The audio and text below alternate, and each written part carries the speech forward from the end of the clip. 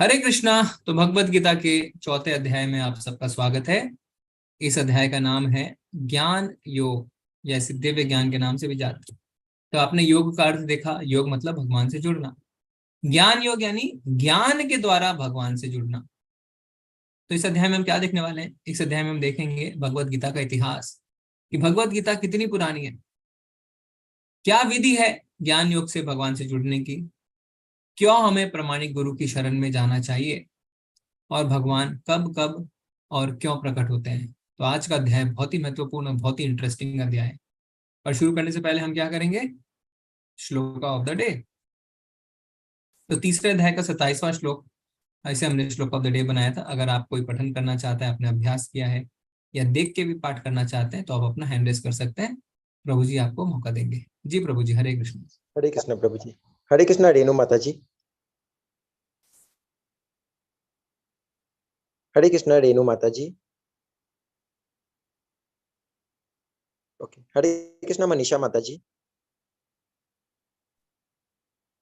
हरे कृष्णा प्रभु जी। हरे कृष्ण।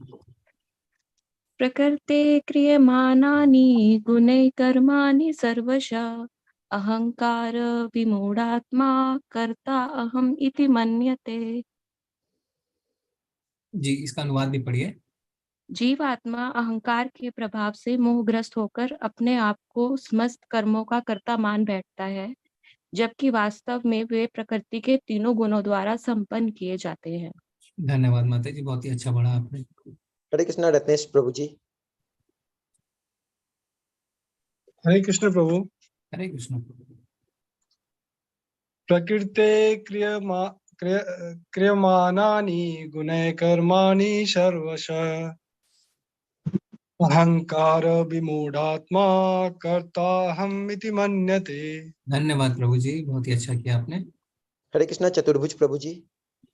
हरे कृष्ण प्रभु जी। हरे कृष्ण प्रभु जी। प्रकृतेः क्रियमाणानि गुणैः कर्माणि सर्वशः अहंकार विमूढ़ात्मा कर्ताहमिति मन्यते। धन्यवाद प्रभु जी, बहुत ही अच्छा। श्रील प्रभुपाद की जय। हरे कृष्ण विनीता माता जी। प्रकृते क्रियमाणे गुणे कर्माणि सर्वसा अहंकार विगुणात्मा कर्ताहमिति मन्यते। धन्यवाद माता जी, धन्यवाद। हरे कृष्ण सतेंद्र प्रभु जी। हरे कृष्ण प्रभु जी, दंडवत प्रणाम। हरे कृष्ण। प्रकृते क्रियमाणानि गुणैः कर्माणि सर्वशः अहंकार विमूढ़ात्मा कर्ताहमिति मन्यते। हरे कृष्ण। धन्यवाद प्रभु जी, धन्यवाद। हरे कृष्ण। हरे कृष्ण प्रतिमा माता जी। हरे कृष्ण प्रभु जी। हरे कृष्ण माता जी।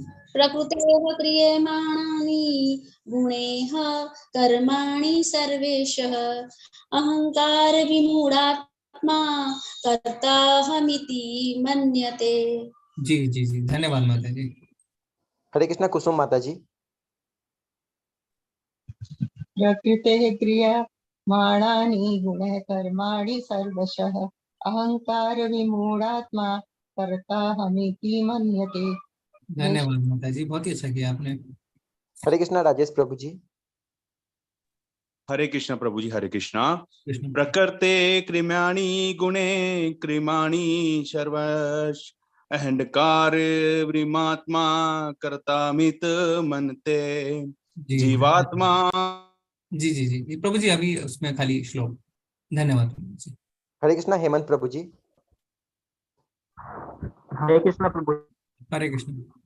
प्रकृतेः क्रियमाणानि गुणैः कर्माणि सर्वशः अहंकार विमूढ़ आत्मा कर्ताहमिति मन्यते। धन्यवाद प्रभु जी। हरे कृष्ण जिग्ना माता जी। हरे कृष्ण प्रभु जी।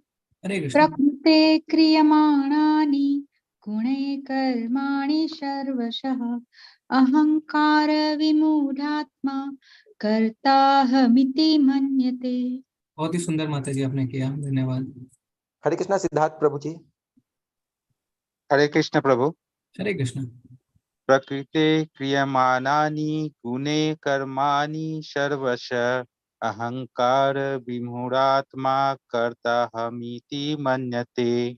हरे जी धन्यवाद प्रभु जी। अभी लास्ट हैंड लेंगे। हरे कृष्णा ऋचा माता जी। ऋचा माता जी हरे कृष्णा। हरे कृष्णा सुनीता माता जी।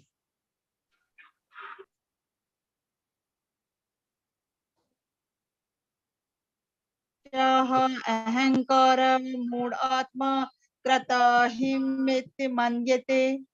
धन्यवाद माता जी, धन्यवाद। बहुत ही धन्यवाद आप सबका, बहुत ही अच्छे से आप सबने किया आज का श्लोक पठन। इसी तरीके से हम रोज करेंगे और कुछ ना कुछ हम सीख जाएंगे, है ना। कोर्स के एंड तक हम देखेंगे कि कुछ श्लोक हम अच्छे से उच्चारण कर पा रहे हैं। काफी लोगों को आता है ऑलरेडी, पर जिनको नहीं आता है वो सीख जाएंगे।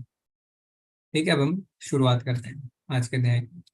तो इस अध्याय की शुरुआत भगवान करते हैं। ठीक है, तो हम सबसे पहले भगवत गीता का इतिहास जानेंगे। श्री भगवान उवाच इमं विवस्वते योगं प्रोक्तवानम् अव्ययम् विवस्वान् वनवे प्राह मनोरिक्ष्वाक्य अब्रवीत।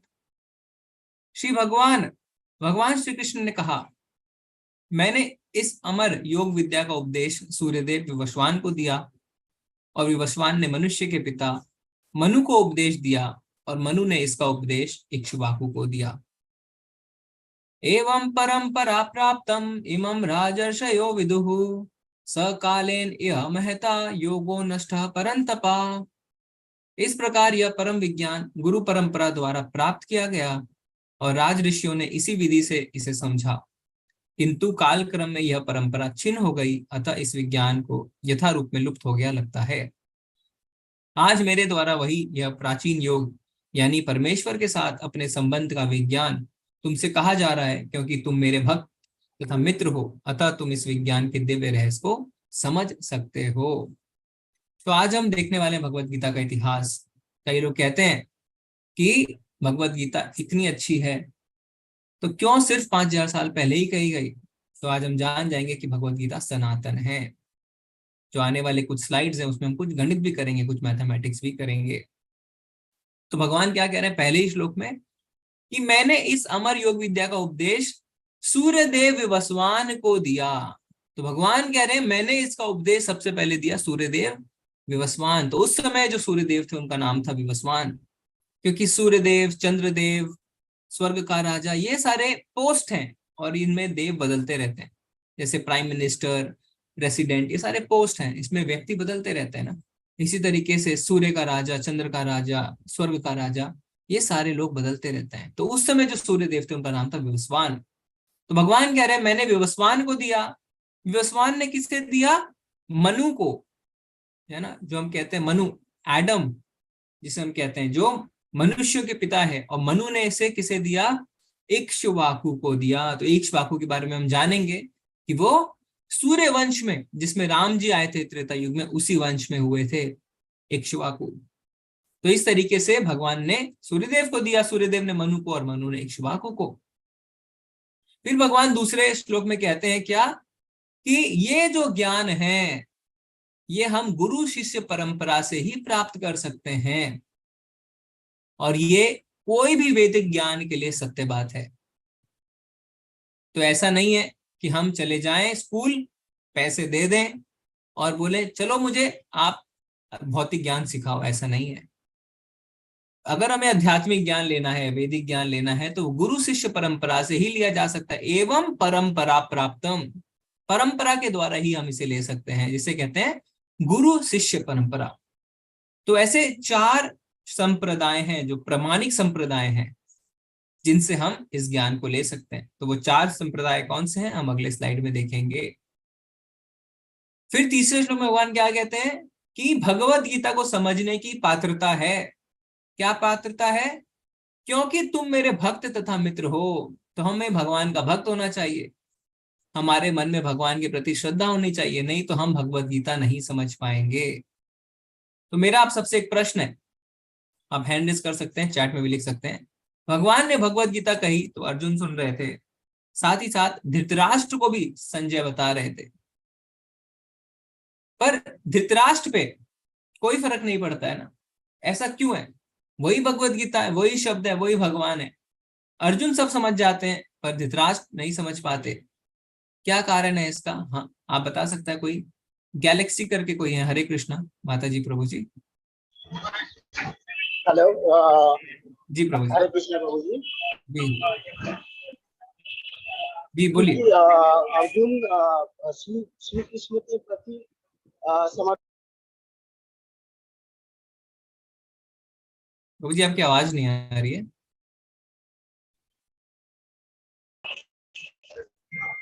प्रभु जी आवाज नहीं आ रही। जी प्रभु जी मैं कह रहा हूँ अर्जुन जो है वो श्री कृष्ण के प्रति पूर्ण रूप से समर्पित है, इस वजह से। जी जी जी ठीक है, तो कह रहे अर्जुन समर्पित थे। ओके, हम और सुनेंगे। गीतिका माता जी आपका क्या कहना है? हरे कृष्णा प्रभु जी। धृतराष्ट्र जी को प्रभु में विश्वास नहीं था और अर्जुन को पूरा विश्वास था कृष्ण जी में। ओके, तो माता जी ने बड़े शॉर्ट में जवाब दे दिया है। धृतराष्ट्र को भगवान में विश्वास नहीं था, उन्हें श्रद्धा नहीं थी। भगवान ने अभी खुद ही कहा है, क्योंकि तुम मेरे भक्त और मित्र हो अतः मैं तुमसे ये दिव्य ज्ञान कहने जा रहा हूं। तो धृतराष्ट्र ने पूरी भगवत गीता सुनी पर उन्हें भगवान पे विश्वास नहीं था, है ना। रेणु माता जी कह रहे हैं क्योंकि विश्वास नहीं था। प्रशांत प्रभु कह रहे हैं उनको भगवान पे विश्वास नहीं था, शरणागति नहीं थी, शुभम प्रभु जी ने कहा। ठीक है, बिल्कुल सही आप सबने कहा। तो भगवत गीता अगर पूरी तरीके से हमें समझनी है तो हमें भगवान पे श्रद्धा होनी चाहिए, नहीं तो भगवत गीता नहीं समझ पाएंगे। तो अभी सबसे पहला प्रश्न उठता है कि हमें गुरु क्यों चाहिए? हम अपनी बुद्धि से भगवत गीता को क्यों नहीं समझ सकते? तो भगवान ने इसका ज्ञान हमें भगवत गीता में खुद ही दे दिया है। भगवान कहते हैं एवं परंपरा प्राप्तम इमं राजर्षयो विदु, यह ज्ञान गुरु शिष्य परंपरा से ही लेना चाहिए, क्योंकि हमारे अंदर 4 कमियां पाई जाती हैं। इसीलिए हम अपनी बुद्धि से भगवत गीता का ज्ञान नहीं समझ सकते। तो वो 4 कमियां हमारे अंदर क्या पाई जाती हैं? सबसे पहला, हमारी जो इंद्रियां हैं वो अपूर्ण है, इनकम्प्लीट सेंस। कैसे? अभी मैं बैठा हूं, मेरे सामने जो दीवार है उसके पार में नहीं देख सकता। चमगादड़ जो आवाज निकालते हैं वो मैं नहीं सुन सकता। डॉल्फिन जो आवाज निकालते हैं वो मैं नहीं सुन सकता। यहाँ से 1 किलोमीटर दूर, है ना, या 1 किलोमीटर छोड़िए 10 मीटर दूर कोई अगर फूल है तो उसकी सुगंध मैं नहीं सूंघ सकता। तो हमारे सेंसेस जो हैं उनकी लिमिटेशंस हैं, अपूर्ण इंद्रियां। दूसरा कारण, हम धोखा देते हैं। तो मान लीजिए किसी को अगर पूर्ण ज्ञान हो भी जाए तो भी वो दूसरों को ज्ञान नहीं देगा, क्योंकि हम धोखा देते हैं। हमारा धोखा देने की टेंडेंसी है, चीटिंग टेंडेंसी है हमारे अंदर। तीसरा, हम धोखा खाते हैं, जैसे रेगिस्तान में हम पानी देख लेते हैं ना, मिराज। चौथा, गलतियां करते हैं। जैसे आप देखेंगे जब कोविड हुआ, अलग अलग देश अलग अलग नियम निकाल रहे थे, इतनी गलतियां कर रहे थे, फिर बदल रहे थे, फिर गलतियां कर रहे थे, फिर बदल रहे थे। कभी नासा कहता है हमारे सौरमंडल में 9 ग्रह हैं, कभी कहता है 8 ग्रह, कभी कहता है 10 ग्रह हैं। कितनी गलतियां हम कर रहे हैं, सोचिए आप। तो ये 4 जो हमारे अंदर कमियां हैं, सबसे पहला अपूर्ण इंद्रियां, दूसरा धोखा खाना, तीसरा धोखा देना, और चौथा गलतियां करना। इनके कारण हम क्या है, शास्त्रों का ज्ञान अपनी बुद्धि से नहीं समझ सकते। तो ज्ञान को कैसे अर्जित किया जाए? ज्ञान को अर्जित करने का 2 तरीका है। पहला, अपने मनोधर्म से, खुद से ही कोशिश करना, पर इसमें बहुत ज्यादा समय लग जाएगा। इसीलिए भगवान कहते हैं आगे भगवत गीता में, बहु नाम जन्म नाम अंते, यानी बहुत बहुत जन्म लग जाएंगे फिर भी आप पूरी तरीके से हमें नहीं समझ पाएंगे। इन्हें कहते हैं आरोही पंथी। और दूसरे होते हैं अवरोही पंथी, जो गुरु की शरण में जाते हैं परंपरा से, क्योंकि इससे हमारा बहुत समय बचता है। मान लीजिए किसी को अपने पिता के बारे में जानना है तो अपने पिता से पूछ सकता है, अपनी माता से पूछ सकता है ना, तुरंत उसे पता चलेगा। पर अपनी बुद्धि से अगर कोशिश करेगा मैं जानूं तो बहुत समय लग जाएगा और हो सकता है पूरी तरीके से ना जान पाए। इसे ब्रह्म संहिता में ब्रह्मा जी कहते हैं कि जो अपने मन से भगवान को समझना चाहता है, अगर वो वायु की गति से भी चले तो करोड़ों करोड़ों साल लग जाएंगे, पर गुरु की शरण में जाएंगे तो तुरंत हम भगवान को समझ सकते हैं। ठीक है, क्योंकि गुरु हमें यथारूप में ज्ञान देते हैं। तो गुरु की शरण में हमें प्रामाणिक परंपरा में जाना चाहिए। प्रामाणिक परंपरा मतलब जैसे आप बच्चों को भेजते हैं कॉलेज स्कूल, तो एक रिकॉग्नाइज्ड यूनिवर्सिटी में भेजते हैं ना, ऐसा नहीं कि किसी गली छाप में भेज दें। नहीं, आप देखते हैं कि वो प्रामाणिक है कि नहीं, उस स्टेट की तरफ से एफिलिएशन है कि नहीं। इसी तरीके से जो भी आध्यात्मिक ज्ञान हम लेते हैं तो वो परंपरा जो प्रामाणिक होनी चाहिए, ऑथराइज होनी चाहिए। तो वो 4 परंपरा कौन सी है? सबसे पहला आप देख सकते हैं अपने स्लाइड में, जिसमें भगवान श्री कृष्ण ने ब्रह्मा जी को ज्ञान दिया, तो इसे कहते हैं ब्रह्म माधव संप्रदा, और इसमें प्रमुख आचार्य हुए माधवाचार्य। फिर है भगवान ने लक्ष्मी देवी को ज्ञान दिया, इसे कहते हैं श्री संप्रदा, और इसके प्रमुख आचार्य हुए रामानुज आचार्य। तीसरा है जिसमें भगवान ने शिव जी को ज्ञान दिया, इसे कहते हैं रुद्र संप्रदा, और इसके प्रमुख आचार्य हैं विष्णु स्वामी। और चौथा है जिसमें भगवान ने ब्रह्मा जी के जो 4 पुत्र थे, 4 कुमार, उनको ज्ञान दिया, और इस परंपरा के जो प्रमुख आचार्य हैं वो निम्बर्क आचार्य। इस परंपरा को कुमार संप्रदा भी कहते हैं। ठीक है, तो ब्रह्म माधव संप्रदा, श्री संप्रदा, रुद्र संप्रदा और कुमार संप्रदा। तो प्रभुपाद जी जो है, जो इस्कॉन है, वो किस में आते हैं? सबसे पहले वाले में, ब्रह्म माधव गौड़ीय वैष्णव संप्रदा जिसे हम कहते हैं। ठीक है, तो अगर हम प्रामाणिक परंपरा से ज्ञान लेंगे तो वो ज्ञान जो है वो पूर्ण होता है, एज इट इज होता है। इसीलिए प्रभुपाद जी जो भगवत गीता लिखे उसका नाम है Bhagavad Gita as it is, ज्यों का त्यों, यथारूप, कोई भी मिलावट नहीं। क्योंकि चित्र में आप देख सकते हैं परंपरा भगवान श्री कृष्ण से शुरू होती, ब्रह्मा जी, नारद मुनि, इस तरीके से होती हुई प्रभुपाद जी तक आ रही है। तो आप कोई भी भगवत गीता की किताब खोलेंगे तो आप देख सकते हैं प्रभुपाद जी ने इसे बहुत अच्छी तरीके से बता दिया है कि ये 32 जो गुरु हैं ये परंपरा में है। कृष्ण जी ने ब्रह्मा जी को, ब्रह्मा जी ने नारद जी को, नारद जी ने व्यासदेव जी को, फिर उन्होंने मध्वाचार्य को, इस तरीके से होते होते नीचे आ रहा है। और आप देख सकते हैं 22वें नंबर पे कौन है? चैतन्य महाप्रभु, जो आज से 500 साल पहले हुए मायापुर में, वो साक्षात भगवान श्री कृष्ण ही है, और उन्होंने ही नाम संकीर्तन की शुरुआत करी। और फिर नीचे आते आते आप 32वें नंबर पे प्रभुपाद जी का नाम देख सकते हैं, ऐसी भक्ति वेदांत स्वामी श्रील प्रभुपाद। तो ये है क्या? ये है प्रामाणिक परंपरा, ब्रह्म माधव गौड़ीय वैष्णव संप्रदा। तो आप चारों में से किसी भी संप्रदा से आप ज्ञान ले सकते हैं। ठीक है, अब हम आते हैं कुछ कैलकुलेशन में। तो हमें कैलकुलेशन क्या करना है कि गीता कितनी पुरानी है, भगवत गीता। तो इसकी शुरुआत हम नीचे से करेंगे। आप देख सकते हैं पॉइंटर भी आएगा स्क्रीन पे। तो यहाँ पे आप देख सकते हैं ये क्या है? कलयुग, द्वापर, त्रेता और सतयुग। तो जो 4 युग होते हैं, जिनको इन चारों को एक साथ कहा जाता है दिव्य युग या चतुर्युग। तो कलयुग जो है वो 4,32,000 साल का है। द्वापर उसका 2 गुना है, 8,64,000 साल का। त्रेता युग कलयुग का 3 गुना है, 12,96,000 साल। और सतयुग जो है वो कलयुग का 4 गुना है, 17,28,000 साल। तो यानी कलयुग 4,32,000 को अगर हम x मान लेना, जैसे हम मैथमेटिक्स में करते हैं ना x, तो कलयुग अगर x है तो द्वापर है 2x, त्रेता है 3x और सतयुग है 4x। तो टोटल कितना हुआ? x + 2x + 3x + 4x यानी 10x। यानी चारों युग को मिला के कलयुग का 10 गुना, यानी 4,32,000 गुणा 10 यानी 43,20,000 साल। तो चारों युगों को अगर हम जोड़ दें तो 43,20,000 साल होते हैं। जब ऐसे 71 दिव्य युग या चतुर्युग बीतते हैं तो उसे कहा जाता है मनवंतर। तो एक मनवंतर मतलब 71 दिव्य युग। और ऐसे जब 14 मनवंतर बीतते हैं तो वो बनता है एक कल्प। एक कल्प मतलब ब्रह्मा जी का एक दिन यानी 12 घंटे, और रात्रि उनकी और एक कल्प की होती है। ठीक है, तो ब्रह्मा जी का दिन प्लस रात होता है 2 कल्प का, एक दिन होता है एक कल्प। तो यानी एक कल्प में कितने मनवंतर है? 14, और एक मनवंतर में कितने दिव्य युग है? 71। तो अगर हम इसे दिव्य युग के हिसाब से समझे तो एक कल्प में 1000 दिव्य युग आते हैं। तो 14 गुणा 71 करेंगे तो 1000 आ जाएगा। तो 1000 दिव्य युग, जब 1000 बार 4 युग बीतते हैं तो उसे ब्रह्मा जी का एक कल्प यानी एक दिन, 12 घंटे का एक दिन लगता है। और ब्रह्मा जी की आयु कितनी होती है? 100 साल की उनके हिसाब से। ठीक है, तो अभी हम देखेंगे कि ब्रह्मा जी कितने साल के हो गए। तो अभी जो ब्रह्मा है, क्योंकि ब्रह्मा जी बदलते रहते हैं ना, 100 साल उनकी मृत्यु हो जाती है।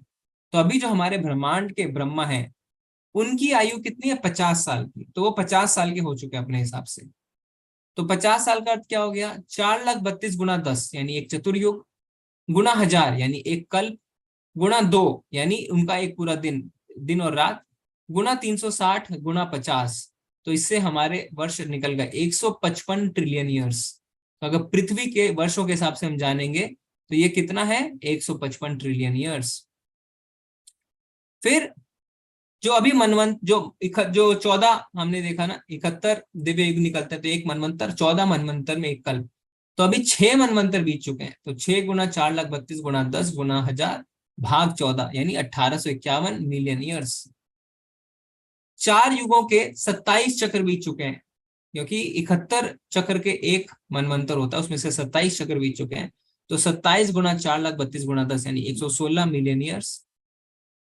और अभी हम कलयुग में हैं, तो सत्य, त्रेता और द्वापर बीत चुका है, तो 9 गुना 4,32,000 यानी 38 लाख साल। और अभी कलयुग के 5,117 साल निकले हैं। तो कुल अगर हम इन्हें जोड़ कर दें तो ब्रह्मा जी अभी कितने साल के हैं?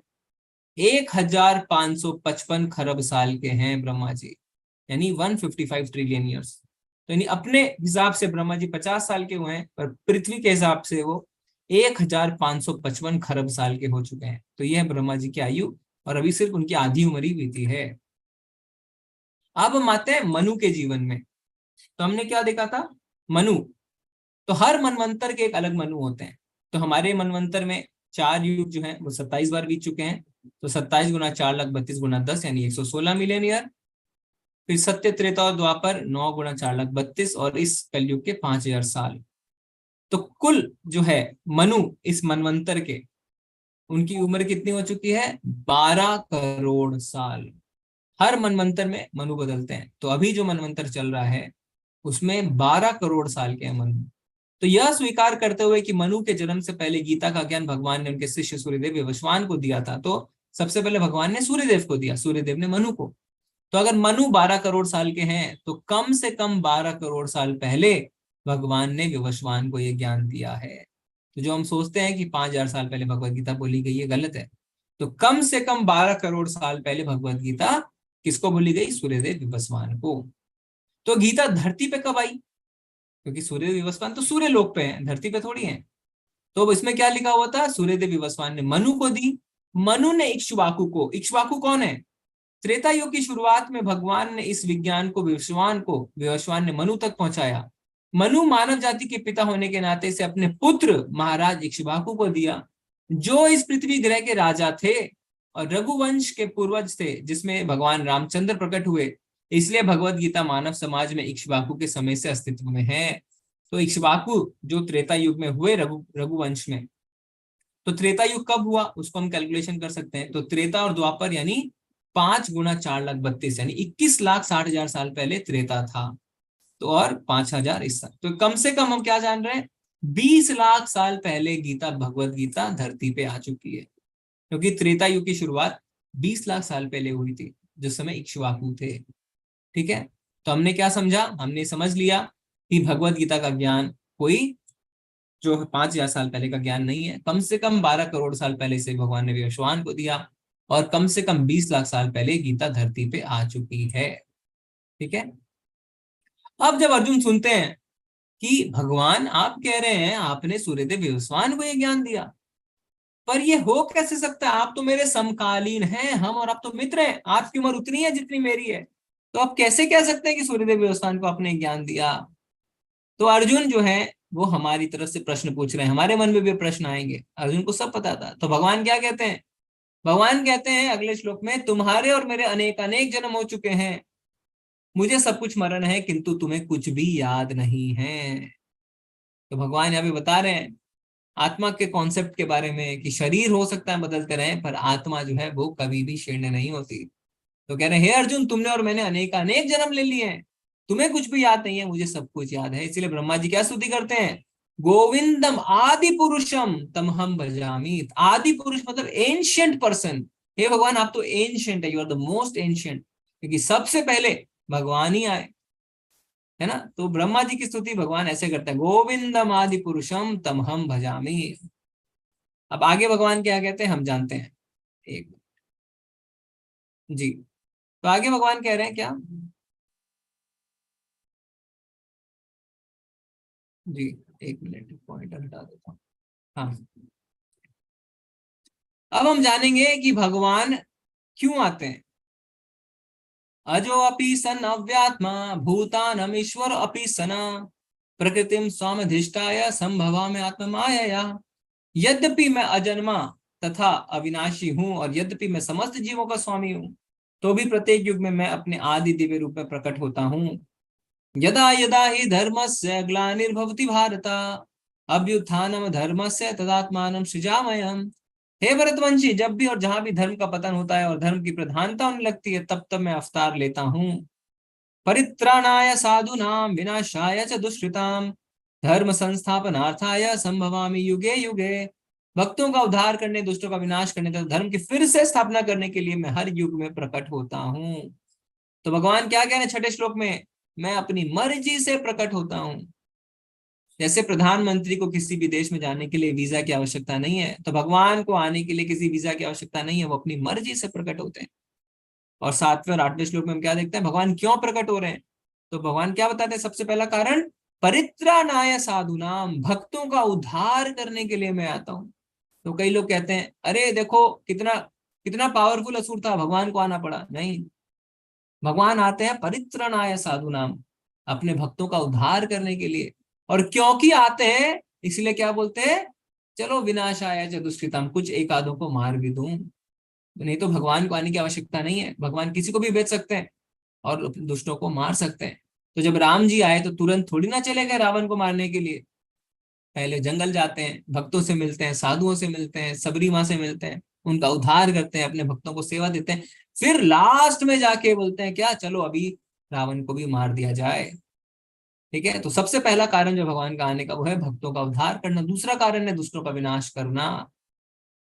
ठीक है, और 4.8 जो है वो हमारा श्लोक ऑफ द डे भी, आप उसे नोट कर लीजिए। परित्रणाय साधुनाम विनाशाय च दुष्कृताम धर्म संस्थापनार्थाय संभवामि युगे युगे। तो अब प्रश्न ये उठता है कि हम कहते हैं भगवान को हम जानेंगे, भगवान को हम समझेंगे, तो भगवान को जान के होगा क्या? तो भगवान क्या कह रहे हैं, जन्म कर्म च मे दिव्यम एवं यो वेति तत्वतः त्वक्त्वा देहम पुनर्जन्म नैति मामेति सो अर्जुन। हे अर्जुन, जो मेरे आविर्भाव तथा कर्मों की दिव्य प्रकृति को जानता है, वह शरीर को छोड़ने पर इस भौतिक संसार में पुनः जन्म नहीं लेता, अपितु मेरे सनातन धाम को प्राप्त होता है। तो मात्र जानने से, अगर हम जान जाते हैं भगवान को, तो नैति मामेति सो अर्जुना, यानी हे अर्जुन वो मेरे धाम को आता है और फिर पुनर्जन्म नहीं लेता। तो सोचिए, भगवान को जानने मात्र से क्या होगा, हम जन्म मृत्यु के चक्र से निकल जाएंगे, क्योंकि भगवान कृष्ण कोई आम इंसान नहीं है।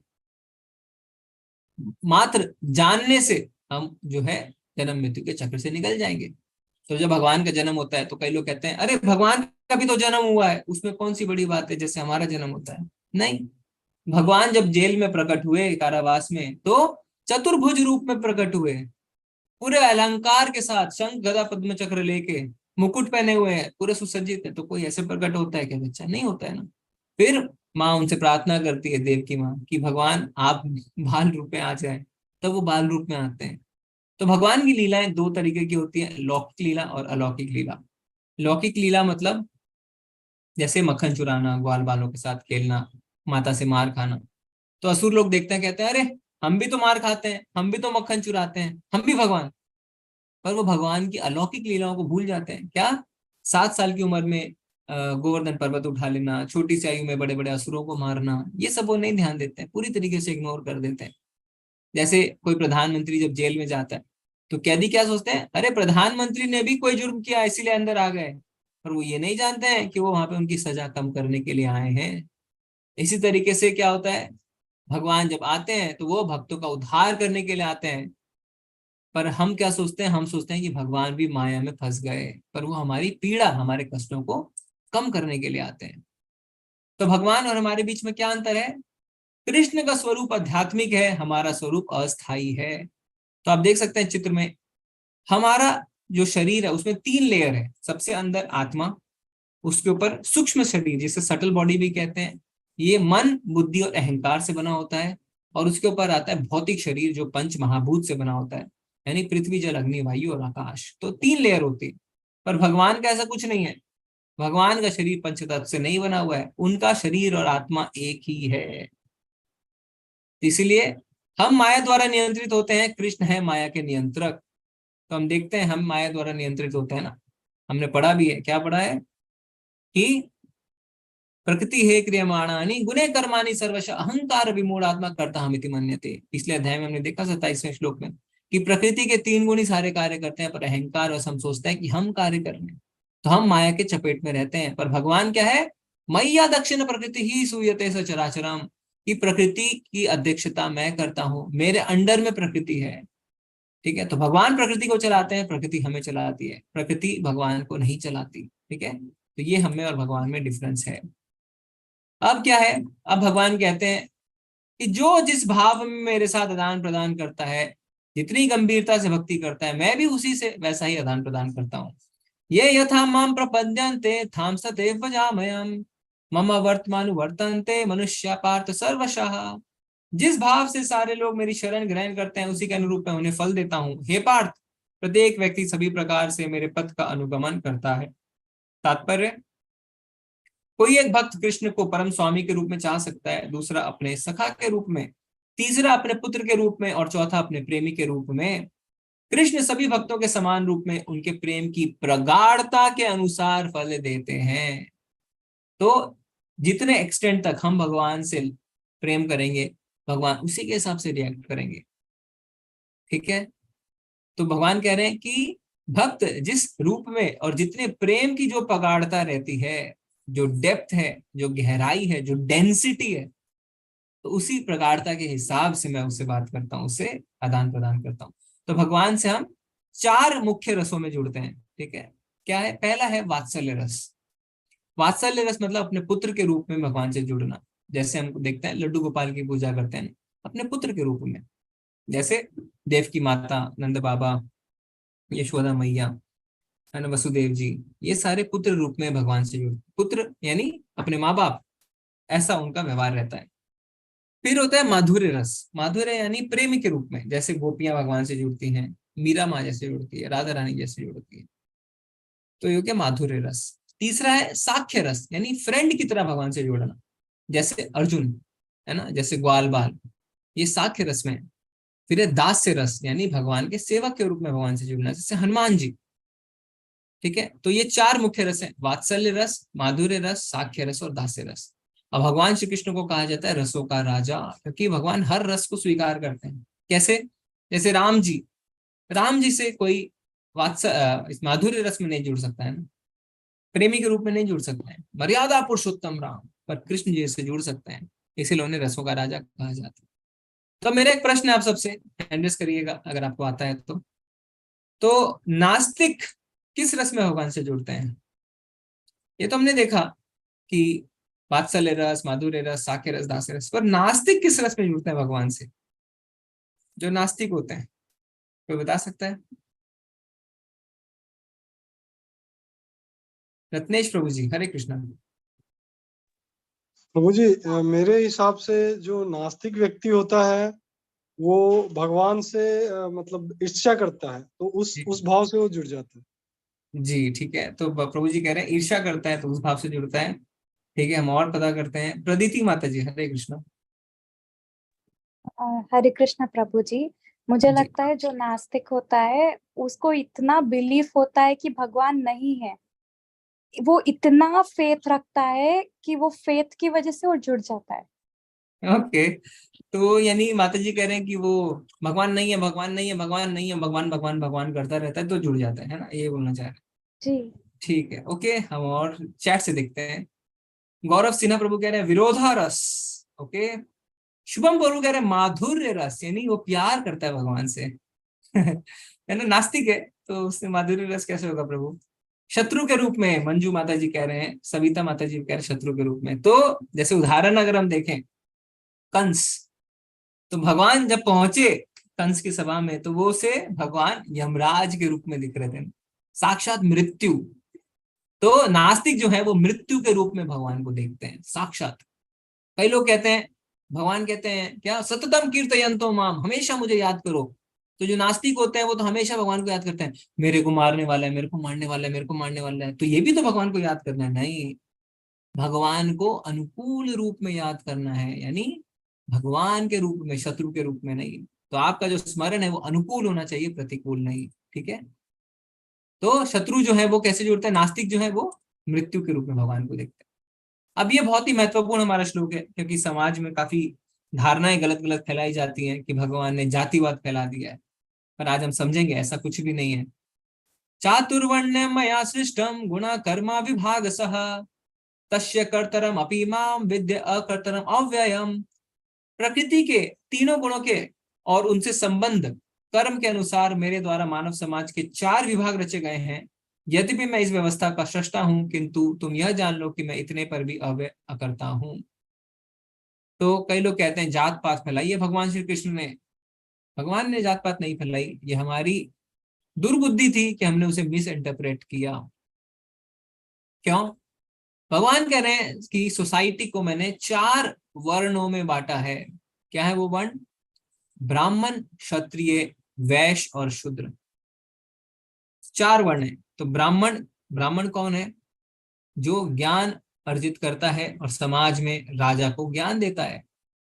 क्षत्रिय जो देश की रक्षा करता है, लड़ता है।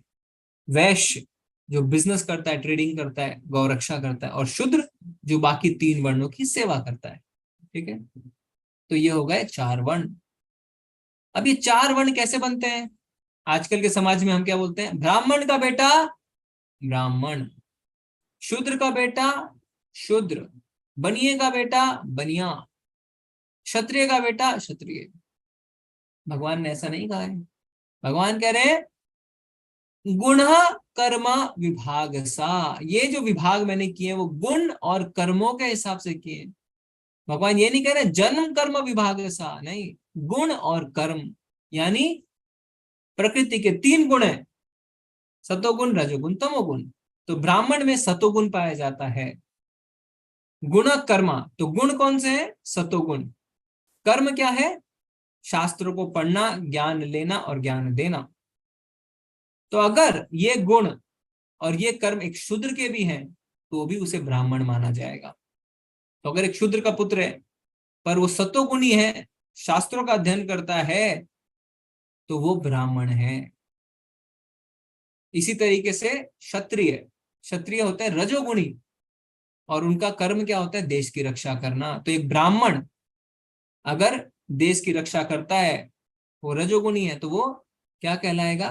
वो क्षत्रिय कहलाएगा। जैसे परशुराम आए, ब्राह्मण थे पर उन्होंने सारे क्षत्रियों का वध किया। फिर वैश्य यानी ट्रेडर, तो उनके अंदर रजो और तमो दोनों गुण पाए जाते हैं और उनका काम होता है बिजनेस करना। और शूद्र, उनके अंदर तमोगुण पाए जाते हैं और उनका काम होता है बाकी 3 वर्णों की सेवा करना। तो अगर एक ब्राह्मण का पुत्र है जो तमोगुणी है, आलसी है, निद्रा में पागल है, नशा करता है, आलस में रहे, तो वो शूद्र है, वो ब्राह्मण नहीं है। तो भगवान ने कभी नहीं कहा जन्म कर्म विभाग सा, भगवान कह रहे हैं गुणा कर्म विभाग सा। ठीक है, तो अभी हमें क्लियर हो गया इस बात। ना माम कर्माणि लिम्पन्ति ना मे कर्म फले स्पृहा इति माम यो अभिजानाति कर्म भिन्न न सबध्यते। मुझ पर किसी कर्म का प्रभाव नहीं पड़ता, ना ही मैं कर्म फल की कामना करता हूँ। जो मेरे संबंध में इस सत्य को जानता है वह कभी भी कर्मों के पाश में नहीं बनता। भगवान कह रहे हैं मुझ पर कर्मों का प्रभाव नहीं पड़ता, यानी हम पर पड़ता है, तभी तो ऐसा कह रहे हैं भगवान। तो इसमें हम 2 इंपॉर्टेंट बात जानेंगे। पहला, हम पर कर्मों का प्रभाव पड़ता है, इसका मतलब क्या है? जैसा हम कर्म करेंगे हमें वैसा शरीर ग्रहण होगा और फिर हमसे हमारा शरीर छीन भी लिया जाएगा। जैसे कि माइकल जैक्सन ने क्या करी? 50 डॉक्टरों की टीम बनाई और उनसे कहा मैं 150 साल जीना चाहता हूं। तो जहां वो कंसर्ट करते, जहां प्रोग्राम देते, जहां ट्रैवल करते, 50 डॉक्टर उनके साथ जाते। हुआ क्या? कितनी उम्र में वो मर गए? 50 साल की उम्र में मर गए। अरे इतना तो एक नॉर्मल इंसान बिना कुछ किए भी जी जाता है, उससे ज्यादा ही जीता है, पर उनसे वो शरीर छीन लिया गया, वो कुछ भी नहीं कर पाए। और भगवान कह रहे हैं मुझ पे कर्मों का प्रभाव नहीं पड़ता। तो जो हमारी धारणाएं हैं, क्या, अरे क्या किया था भगवान ने वाली को छुप के मारा था, तो अगले जन्म में वाली जो है वो भगवान कृष्ण के अंगूठे में तीर मारता है और भगवान मर जाते हैं। ये सारी गलत चीजें हैं। क्यों? भगवान कह रहे हैं मुझ पे कर्मों का प्रभाव नहीं पड़ता। तो भगवान, ऐसा कई लोग कहते हैं ना भगवान को भी कर्म भोगने आना पड़ता है। अरे कर्म उससे भोगने पड़ते हैं जिन पे कर्मों का प्रभाव पड़ता है। भगवान साफ साफ कह रहे हैं नाम कर्माणि लिम्पन्ति ना मे कर्म फल स्पृहा। मुझ पे कर्मों का प्रभाव पड़ता ही नहीं है। तो जब भगवान पे कर्मों का प्रभाव पड़ता ही नहीं है तो भगवान अपने कर्म भोगने क्यों आएंगे? तो हमें शास्त्र पढ़ के ये फायदा होता है कि मन गढ़ंत जो कहानियां चल रही हैं समाज में, हम उससे ऊपर उठ जाते हैं, हम समझ जाते हैं नहीं ये शास्त्र सम्मत नहीं है। ठीक है, तो भगवान प्रकट होते हैं, ये भगवान की लीलाएं हैं। जो अनंत कोटि ब्रह्मांड के मालिक है, जो अजन्म है, वो मात्र एक अंगूठे में तीर लगने से नहीं मरते हैं ना, ये सब गलत बातें हैं, ये भगवान की लीलाएं हैं। प्राचीन काल में समस्त मुक्तात्माओं ने मेरे दिव्य प्रकृति को जान करके ही कर्म किया, अतः तुम्हें चाहिए कि उनके पद चिन्हों का अनुसरण करते हुए अपने कर्तव्य का पालन करो। तात्पर्य प्रभुपाद जी कह रहे हैं मनुष्य की दो श्रेणियां हैं, कुछ के मनों में दूषित विचार भरे रहते हैं और कुछ भौतिक दृष्टि से स्वतंत्र होते हैं। कृष्ण भावनामृत इन दोनों श्रेणियों के व्यक्तियों के लिए समान रूप से लाभप्रद है। जिनके मनों में दूषित विचार भरे हैं उन्हें चाहिए कि भक्ति के अनुष्ठानों का पालन करते हुए क्रमिक शुद्धिकरण के लिए कृष्ण भावनामृत को ग्रहण करें, और जिनके मन पहले ही ऐसी अशुद्धि से स्वच्छ हो चुके हैं वे उसी कृष्ण भावनामृत में अग्रसर होते रहें, जिससे अन्य लोग उनके आदर्श कार्यों का अनुसरण कर सकें और लाभ उठा सकें। तो भगवान क्या कह रहे हैं, अनुसरण करो, अनुकरण मत करो। तो मेरा आप सबसे प्रश्न है, कल नहीं पहले दिन ही हमने चर्चा कर ली थी इसकी, अनुसरण और अनुकरण में क्या डिफरेंस है, कोई बता सकता है? अपना हैंड रेज करिए। डिफरेंस बिटवीन अनुसरण एंड अनुकरण, हेमंत प्रभु बताना चाहते हैं। हरे कृष्णा प्रभु। हरे कृष्णा प्रभु जी। हरे कृष्णा प्रभु जी। जी, अनुकरण का मतलब होता है कि हमें किसी की नकल करना, जबकि अनुसरण का मतलब होता है प्रभु के सिद्धांतों पर चलना। बहुत बढ़िया, बहुत ही सुंदर बताया प्रभु जी ने, शॉर्ट में एकदम परफेक्ट आंसर दिया है। अनुसरण मतलब सिद्धांतों को फॉलो करना, और अनुकरण मतलब कॉपी पेस्ट यानी उनकी नकल करना। संजय प्रभु ने भी, चित्रा माता जी ने भी यही कहा। ठीक है, तो यानी कॉपी करना क्या हो गया, भगवान गोवर्धन पर्वत उठा रहे तो जाके हम उठा सकते हैं क्या? नहीं उठा सकते हैं। और उनके सिद्धांत क्या है, भगवान कहते हैं सततम कीर्तयन्तो माम, मेरे को हमेशा याद करो, तो हमें हमेशा उनको याद करना चाहिए। ठीक है, तो भगवान यही कह रहे हैं। तो यहाँ पे दो प्रकार के मनुष्यों की बात हो रही है। पहला जो अशुद्ध है, तो जो अशुद्ध है वो क्या करेंगे, वो भक्ति करेंगे तो शुद्ध हो जाएंगे। पर जो शुद्ध है, भगवान कह रहे हैं तुम भी भक्ति करते रहो, उससे क्या होगा, उससे दूसरे तुम्हारा अनुसरण करेंगे, दूसरे तुमको फॉलो करेंगे। तो यहाँ पे हम देखते हैं क्या, कर्मणो यापि बोधव्यम च विकर्मणा, अकर्मणस्य बोधव्यम गहना कर्मणो गति। कर्म की बारीकियों को समझना अत्यंत कठिन है, अतः मनुष्य को चाहिए कि वह यह ठीक से जान ले कि कर्म क्या है, विकर्म क्या और कर्म क्या है। तो कर्म की बारीकियों को समझना कठिन है ना। जैसे धृतराष्ट्र जब भगवान से पूछते हैं, हे भगवान मुझे ये दुख क्यों प्राप्त हुआ कि मेरे 100 पुत्र मारे गए, तो भगवान कहते हैं 50 जन्मों पहले तुमने एक चिड़िया के 100 अंडों तो तुम्हारे बावर्ची ने तोड़ तोड़ के रोज तुम्हें 100 अंडे नहीं थे, बच्चे हो चुके थे छोटे छोटे चूजे, उनको तुमने ब्रेकफास्ट के रूप में खाया 50 जन्म पहले। तो भी बोलते हैं कि 50 जन्म क्यों लग गए, तो कहते 100 पुत्र प्राप्त करना भी पुण्य का कार्य है, 50 जन्मों तक तुमने पुण्य एकत्र किए, फिर तुम्हारे 100 पुत्र। तो कर्म की बारीकियों को समझना बहुत कठिन है, पर हमें यह जानना है कि कर्म 3 प्रकार के होते हैं। क्या क्या? कर्म, विकर्म और अकर्म, जिसकी चर्चा हम पहले कर चुके हैं, हम फिर से आज जानते हैं। कर्म यानी हमारे कर्तव्य और कार्यों को करना, वे महान या छोटे हो सकते हैं। विकर्म किसी क्रियाएं करना जो अनुशांसित हैं, या तो स्वयं लाभ के लिए या दूसरों को परेशान करने के लिए। और अकर्म भक्ति के साथ कर्म करना। तो यानी कर्म यानी पुण्य कर्म, नॉर्मल कर्म जो हम करते हैं, और इन कर्मों के रिएक्शन होते हैं, प्रतिफल होते हैं। अच्छे कार्य करेंगे तो पुण्य मिलेंगे, खराब कार्य करेंगे तो पाप मिलेगा। विकर्म यानी शास्त्रों के विपरीत कोई कार्य करना, चोरी नहीं करना, चोरी कर लिया, झूठ मत बोलना, झूठ बोल दिया, किसी को दुख मत पहुंचाना, दुख पहुंचा दिया। तो ये सारी चीजें क्या है, ये सारी चीजें विकर्म। जैसे नो पार्किंग में गाड़ी खड़ी कर दी, आप देख सकते। लास्ट में अकर्म यानी भक्तिमय कर्म। भक्तिमय कर्म का कोई भी रिएक्शन नहीं होता है। तो कर्म और विकर्म के रिएक्शन है, पर अकर्म का कोई रिएक्शन नहीं है, कोई प्रतिफल नहीं है। और जब कर्मों के प्रतिफल नहीं होते तभी आप जन्म मृत्यु के चक्र से बच सकते हैं, नहीं तो आप बनते जाएंगे। पुण्य ठीक है, चलो स्वर्ग, पर स्वर्ग जाके क्या होगा, क्षीणे पुण्य मृत्यु लोकम विसंति। जैसे ही क्षीर्ण होंगे आपके पुण्य, खत्म होंगे, तुरंत आप आ जाएंगे धरती में वापस। तो आपको ऐसे कार्य करने हैं जिनसे आप उनके बंधनों से ना बंधे, यानी भगवान के लिए कार्य करने हैं, क्योंकि भगवान के लिए कोई भी कार्य पाप और पुण्य से ऊपर होता है। तो कार्य वही है, करने का तरीका बदलना है। जैसे दूध, बहुत सारा दूध पी लेंगे तो पेट खराब होगा, पर उसी दूध से बनी हुई दही खाएंगे तो पेट सही हो जाता है। तो कर्म वही है, आज भी जो आप वही कर रहे हैं जो पहले कर रहे थे, पर करने का तरीका बदल दिया, उसे भगवान से जोड़ दिया है। जैसे कोई फूल दिखता है बहुत सुंदर, पहले क्या करते थे, उठा के अपने कानों पे लगा लिया, अपने कोट में लगा लिया, सूंघने लगे। अभी क्या है, अरे इतना सुंदर पुष्प, मैं तो इसे भगवान के श्री चरणों में अर्पित करूंगा। फिर अर्पित भी कर दिया आपने, फिर बाद में आपने उसे उठाया और सूंघा। तो सूंघा आपने, पर पहले आपने क्या किया, पहले उसे भगवान को अर्पित किया। तो इससे क्या होता है, इससे आप कर्मों से नहीं जुड़ते, नहीं तो आप कर्मों से जुड़ जाते हैं। अपने कर्म फलों की सारी आसक्ति को त्याग कर सदैव संतुष्ट तथा स्वतंत्र रहकर वह सभी प्रकार के कार्यों में व्यस्त रहकर भी कोई सकाम कर्म नहीं करता।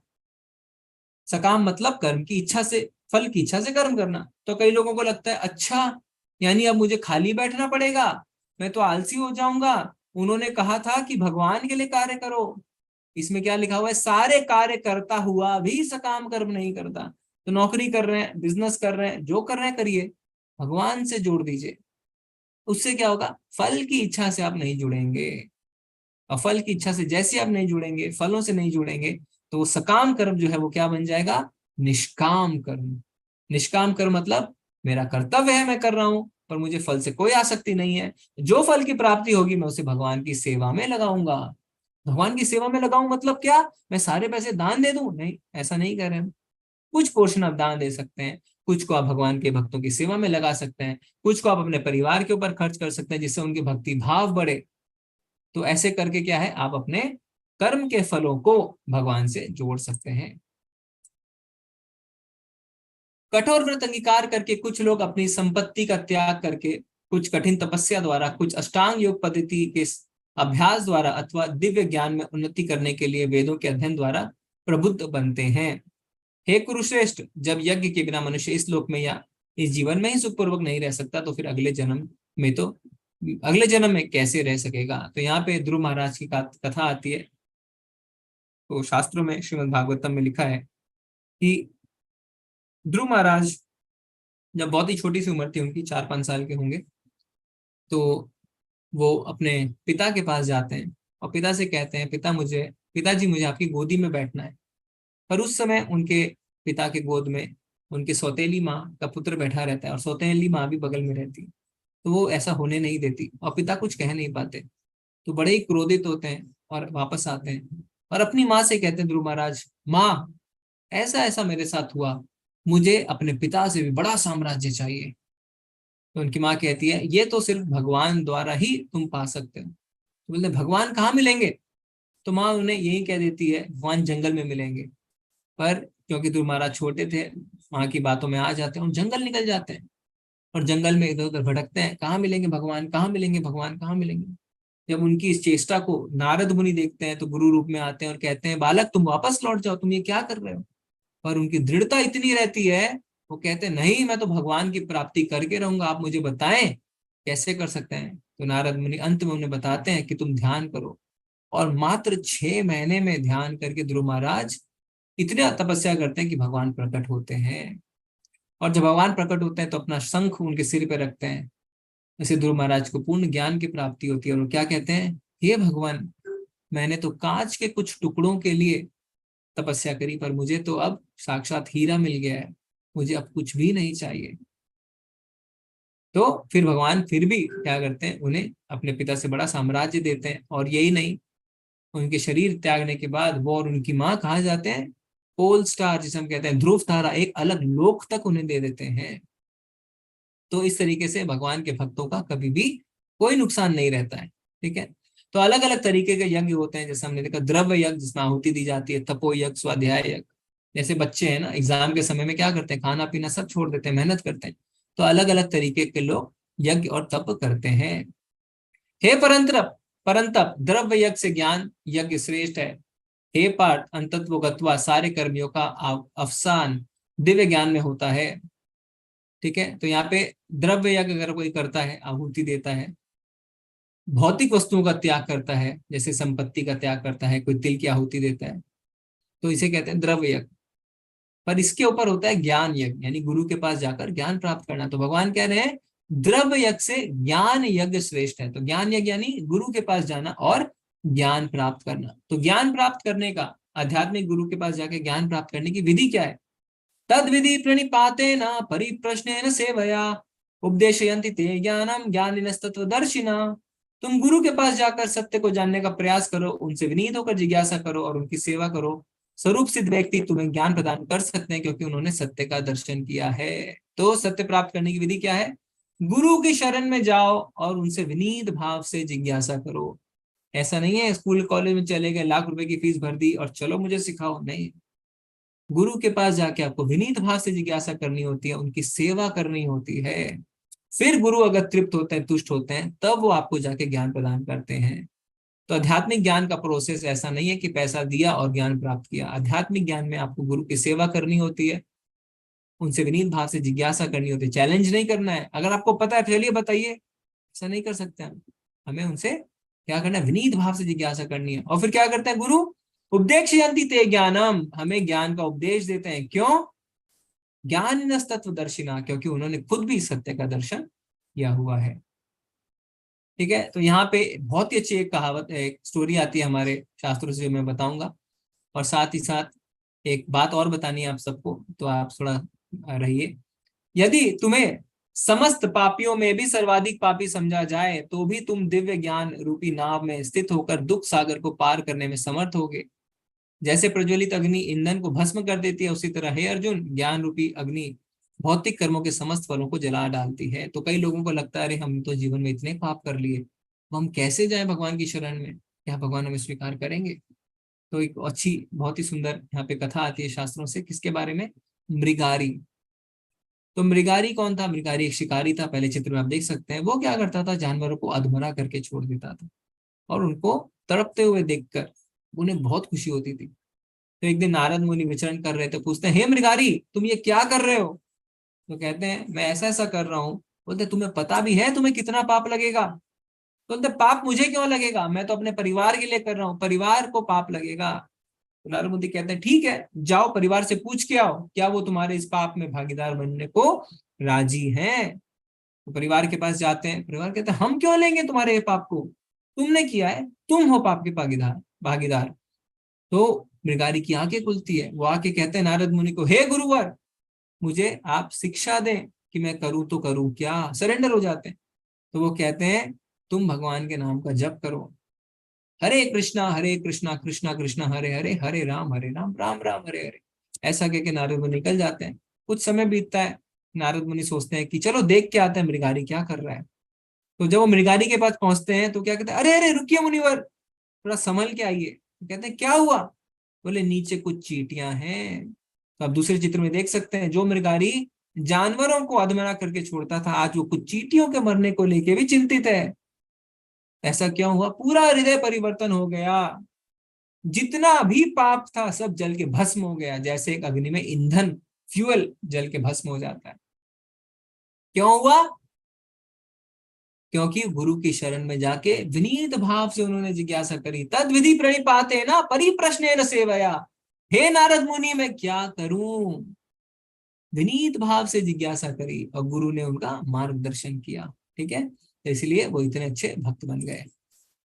जो श्रद्धालु दिव्य ज्ञान में समर्पित है और जिसने इंद्रियों को वश में कर लिया है, वह इस ज्ञान को प्राप्त करने का अधिकारी है और इसे प्राप्त करते ही वह तुरंत आध्यात्मिक शांति को प्राप्त होता है। जो व्यक्ति कृष्ण भावनामृत में पूर्णतया लीन रहता है, उसे अपने आध्यात्मिक कर्मों के योगदान के कारण अवश्य ही भगवत धाम की प्राप्ति होती है, क्योंकि उसमें हवन आध्यात्मिक होती है और हवि भी आध्यात्मिक होती है। जो व्यक्ति अपने कर्म फलों का परित्याग करते हुए भक्ति करता है, जिसके संशय दिव्य ज्ञान द्वारा विनष्ट हो चुके होते हैं, वही वास्तव में आत्मपरायण है। हे धनंजय, वे कर्मों के बंधन से नहीं बंधता। तो दिव्य ज्ञान जो है वो क्या है? उससे हमें आध्यात्मिक शांति की प्राप्ति होती है। अतः तुम्हारे हृदय में ज्ञान के कारण जो संशय उठे हैं, उन्हें ज्ञान रूपी शस्त्र से काट डालो। हे भरत, तुम योग में समन्वित होकर खड़े हो, युद्ध कर। तो भगवान कह रहे हैं मन में जो भी संदेश है वो अज्ञानता के कारण है। अर्जुन, तुम क्या करो? तुम इसे ज्ञान के शस्त्र से काट दो और युद्ध करो। तो इससे हम अपने अध्याय के अंत में आते हैं। प्रभुपाद जी के कुछ शब्द देख लेते हैं। इस अध्याय में जिस योग पद्धति का उपदेश हुआ है वह सनातन योग कहलाता है। इस योग में 2 तरह के यज्ञ कर्म किए जाते हैं। एक तो द्रव्य का यज्ञ और दूसरा आत्मज्ञान यज्ञ जो विशुद्ध आध्यात्मिक कर्म है। यदि आत्म साक्षात्कार के लिए द्रव्य यज्ञ नहीं किया जाता तो ऐसा यज्ञ भौतिक बन जाता है, किंतु जब कोई आध्यात्मिक उद्देश्य या भक्ति से ऐसा यज्ञ करता है तो वह पूर्ण यज्ञ होता है। तो हम जो अपने घरों में करते हैं ना, ओम स्वाहा स्वाहा स्वाहा, तो ये क्या है, हम भौतिक लाभ के लिए कोई अगर कार्य कर रहे हैं तो ये भौतिक है। पर अगर हम इसे क्या करेंगे, आत्म साक्षात्कार के लिए करेंगे तो ये आध्यात्मिक बनेगा। किंतु जब कोई आध्यात्मिक उद्देश्य या भक्ति से ऐसा यज्ञ करता है तो पूर्ण यज्ञ होता है। आध्यात्मिक क्रियाएं भी दो प्रकार की होती हैं, आत्मबोध या अपने स्वरूप को समझना तथा श्री भगवान विषय तत्व। जो भगवत गीता के मार्ग का पालन करता है वह ज्ञान की इन दोनों श्रेणियों को समझ सकता है। उसके लिए भगवान के अंश स्वरूप आत्मज्ञान को प्राप्त करने के में कोई कठिनाई नहीं होती। ऐसा ज्ञान लाभप्रद है क्योंकि ऐसे व्यक्ति भगवान के दिव्य कार्यकलापों को समझ सकते हैं। इस अध्याय के प्रारंभ में स्वयं भगवान ने अपने दिव्य कार्यकलापों का वर्णन किया। जो व्यक्ति गीता के उपदेशों को नहीं समझता वह श्रद्धा विहीन है, और जो भगवान द्वारा उपदेश देने पर भी भगवान के सच्चिदानंद स्वरूप को नहीं समझ पाता तो वह समझना चाहिए कि वह निपट मूर्ख है। कृष्ण भावामृत के सिद्धांतों को स्वीकार करके अज्ञान को क्रमशः दूर किया जा सकता है। तो दिव्य ज्ञान के बिना हम भगवान को नहीं समझ सकते। ठीक है, तो आज आप याद रखिए श्लोक ऑफ द डे क्या है, 4.8 क्या है, परित्रणाय साधुना विनाशाय च दुष्कृताम धर्म संस्थापनार्थाय संभवामि युगे युगे। और हमने क्या देखा है, आज हम चौथे अध्याय के अंत में है।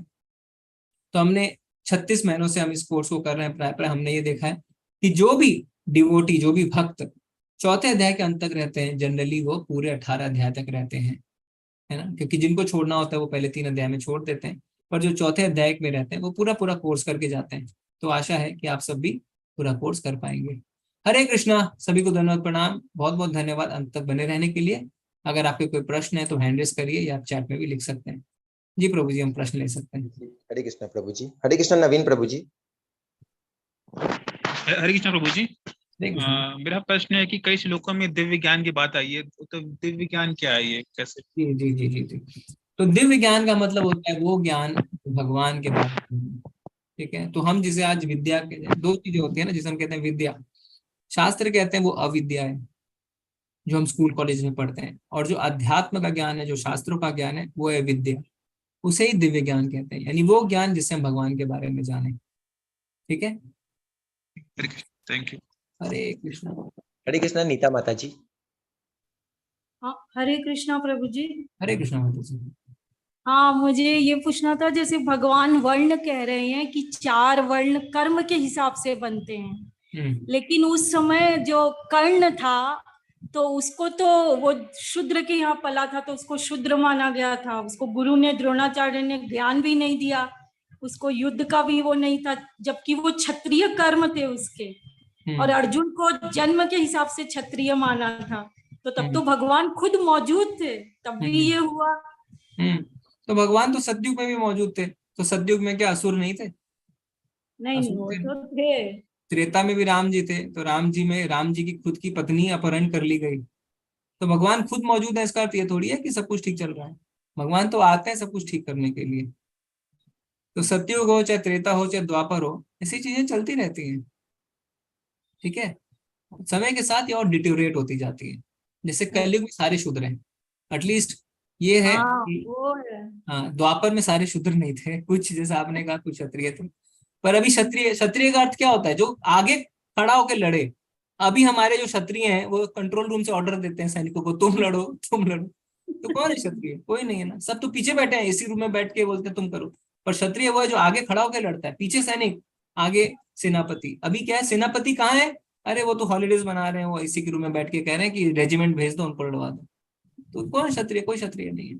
अभी तो सारे शूद्र हैं। डिटोरेट होता है समय के साथ, पर हर समय हर युग में चीजें तो खराब रहती हैं। ठीक है, और एक प्रश्न और था प्रभु जी, वो विवस्वान को जो ज्ञान दिया था भगवान ने गीता, तो उसका पहला अध्याय क्या रहा होगा? क्योंकि इस समय तो पहले अध्याय में अर्जुन ने सारे प्रश्न किए थे युद्ध के कारण जी, तो उस समय पहला अध्याय क्या होगा? पता नहीं माता जी। देखिए, पर भगवत गीता का जो मूल उद्देश्य, मूल जो ज्ञान है वो नहीं बदलता है। हाँ, वो तो सारे अध्याय तो और सेम है। जो मूल ज्ञान है वो है भगवान के साथ जुड़ना, क्योंकि जो योग है। हाँ, पर उस समय, और दूसरी चीज ये भी होती है कि अगर हम शास्त्र पढ़ेंगे ना तो पता चलेगा कि त्रेता और द्वापर का सीक्वेंस भी बदलता है कभी कभी। तो पहले द्वापर आ अच्छा। जाता है, हाँ पहले कभी द्वापर आ जाता है फिर त्रेता। तो रामायण जैसे बहुत बार हो चुकी है, महाभारत बहुत बार हो चुका है, अलग अलग ब्रह्मांड में अलग अलग चल रही चीजें। तो ये कॉम्प्लेक्स है, हमें इतना हम समझ नहीं पाएंगे इतना, पर मूल उद्देश्य नहीं बदलता। मूल उद्देश्य यही है कि हमें अपने जीवन को भगवान की सेवा में लगाना चाहिए, और मनुष्य जो शरीर हमें मिला है वो हमें आहार निद्रा भय मैथुन में व्यर्थ नहीं करना चाहिए, क्योंकि ये हमसे अच्छा जानवर कर लेते हैं। मनुष्य जी जीवन मिला है ब्रह्म जिज्ञासा के लिए। हम कौन है, भगवान कौन है, हमारा भगवान से क्या संबंध है, जी ठीक है। जी प्रभु जी, हरे कृष्णा, धन्यवाद। धन्यवाद। हरे कृष्णा सुधीर प्रभु जी। हरे कृष्णा गुरु जी, दंडवत प्रणाम। धन्यवाद प्रणाम प्रभु जी, हरे कृष्णा। ये जिज्ञासा है कर्म के विषय में कि जैसे ये बात तो सही है कि भाई ये जो अच्छे कर्म बुरे कर्म ये सब हमें कर्म बंधन में बांधते हैं। कृष्ण भावनामृत से आदमी निष्काम कर्म में रहता है। तो इसमें ये पूछना है कि जैसे व्यक्ति जो कृष्ण भावनामृत कार्य कर रहा है और यदि उसमें ये इच्छा है मन में कि हमको भगवान का संग मिल जाए, तो ये क्या एक फल के प्रति, कर्म के फल के प्रति आसक्ति नहीं हुई? जी, तो इसमें जो शुद्ध भक्ति होती है, शुद्ध भक्ति में भगवान सिर्फ भगवान की सेवा चाहता है। अच्छा। पर शुद्ध भक्ति तुरंत नहीं आती है ना, समय लगता है। तो हो सकता है उस स्टेज से हम होते हुए गुजरे। जैसे पहले हम अपने आप को सतोगुण में स्थापित करते हैं। सतोगुण में स्थापित करते हैं मतलब तमोगुण का जो आलस्य है, निद्रा है, प्रमाद है, वो खत्म हो जाता है। रजोगुण में जो हम इंद्र तृप्ति की ओर आकर्षित होते हैं वो खत्म हो जाता है। ज्ञान में हम बढ़ते हैं आगे। पर सतोगुण से तो भक्ति उसके ऊपर से शुरू होती है, शुद्ध सत्व, पर ग्रेजुअल हमको ऊपर बढ़ना है, ठीक है। तो उसमें अंत में जाके ये स्टेज आती है जब हम कहते हैं कि ठीक है भगवान कुछ भी नहीं चाहिए। पर हो सकता है बीच में जब आप भक्ति कर रहे हैं तो आपके अंदर ये भावना आती हो कि मुझे मोक्ष चाहिए, मुझे भगवान के साथ रहना है, मुझे भगवान के धाम जाना है, मुझे भगवान के दर्शन करने हैं। पर धीरे धीरे धीरे धीरे धीरे धीरे जब आगे वो भी बढ़ते छूट जाएगा। सब खत्म हो जाता है। यहाँ तक कि जो भगवान की शरणागति का भाव है कि मैं तो भगवान के शरणागत हूँ, वो भी एक अहंकार है। वो अहंकार भी छूट जाता है पीछे धीरे धीरे। मतलब सेवा करने का ही भाव रहेगा बस, और आकांक्षा कुछ भी नहीं रहेगी, है ना। अब देखिए हनुमान जी ना, हनुमान जी तो चाहते तो तुरंत बोलते भगवान मुझे आपके गोलोक वृंदावन में रहना, आपके साथ आपकी लीलाओं में, पर भगवान ने उनको यहाँ पे छोड़ दिया है ना कि तुम यही। तो बोलते हैं क्योंकि उनको जहां जैसी सेवा मिलती है वैसा सेवा कर लेते हैं। भक्तों के ये भाव होते हैं, जैसी सेवा वैसा वैसा हम करेंगे, ठीक है। ठीक बात है गुरु जी, हरे बहुत कृष्ण। बहुत धन्यवाद। हरे कृष्ण। हरे कृष्णा राजेश प्रभु जी।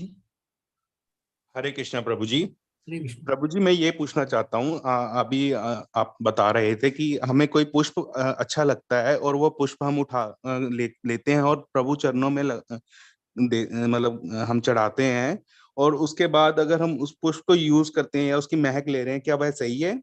हाँ बिल्कुल सही है। तो इसमें यही कहा जाता है कि अपनी इंद्रियों को, जैसे उदाहरण देते हैं प्रभुपाद जी कि कैसे हम अपनी इंद्रियों को भगवान की सेवा में लगाएं। तो उदाहरण देते हैं, अपनी आंखों से भगवान के दर्शन करो, अपनी नाक से उन पे चढ़े हुए पुष्पों को सूंघो, अपने हाथों से मंदिर की सफाई कर दो, भोजन बना दो, है ना। फिर इस अपने पैरों को तीर्थ यात्रा में चलने के लिए इस्तेमाल कर लो।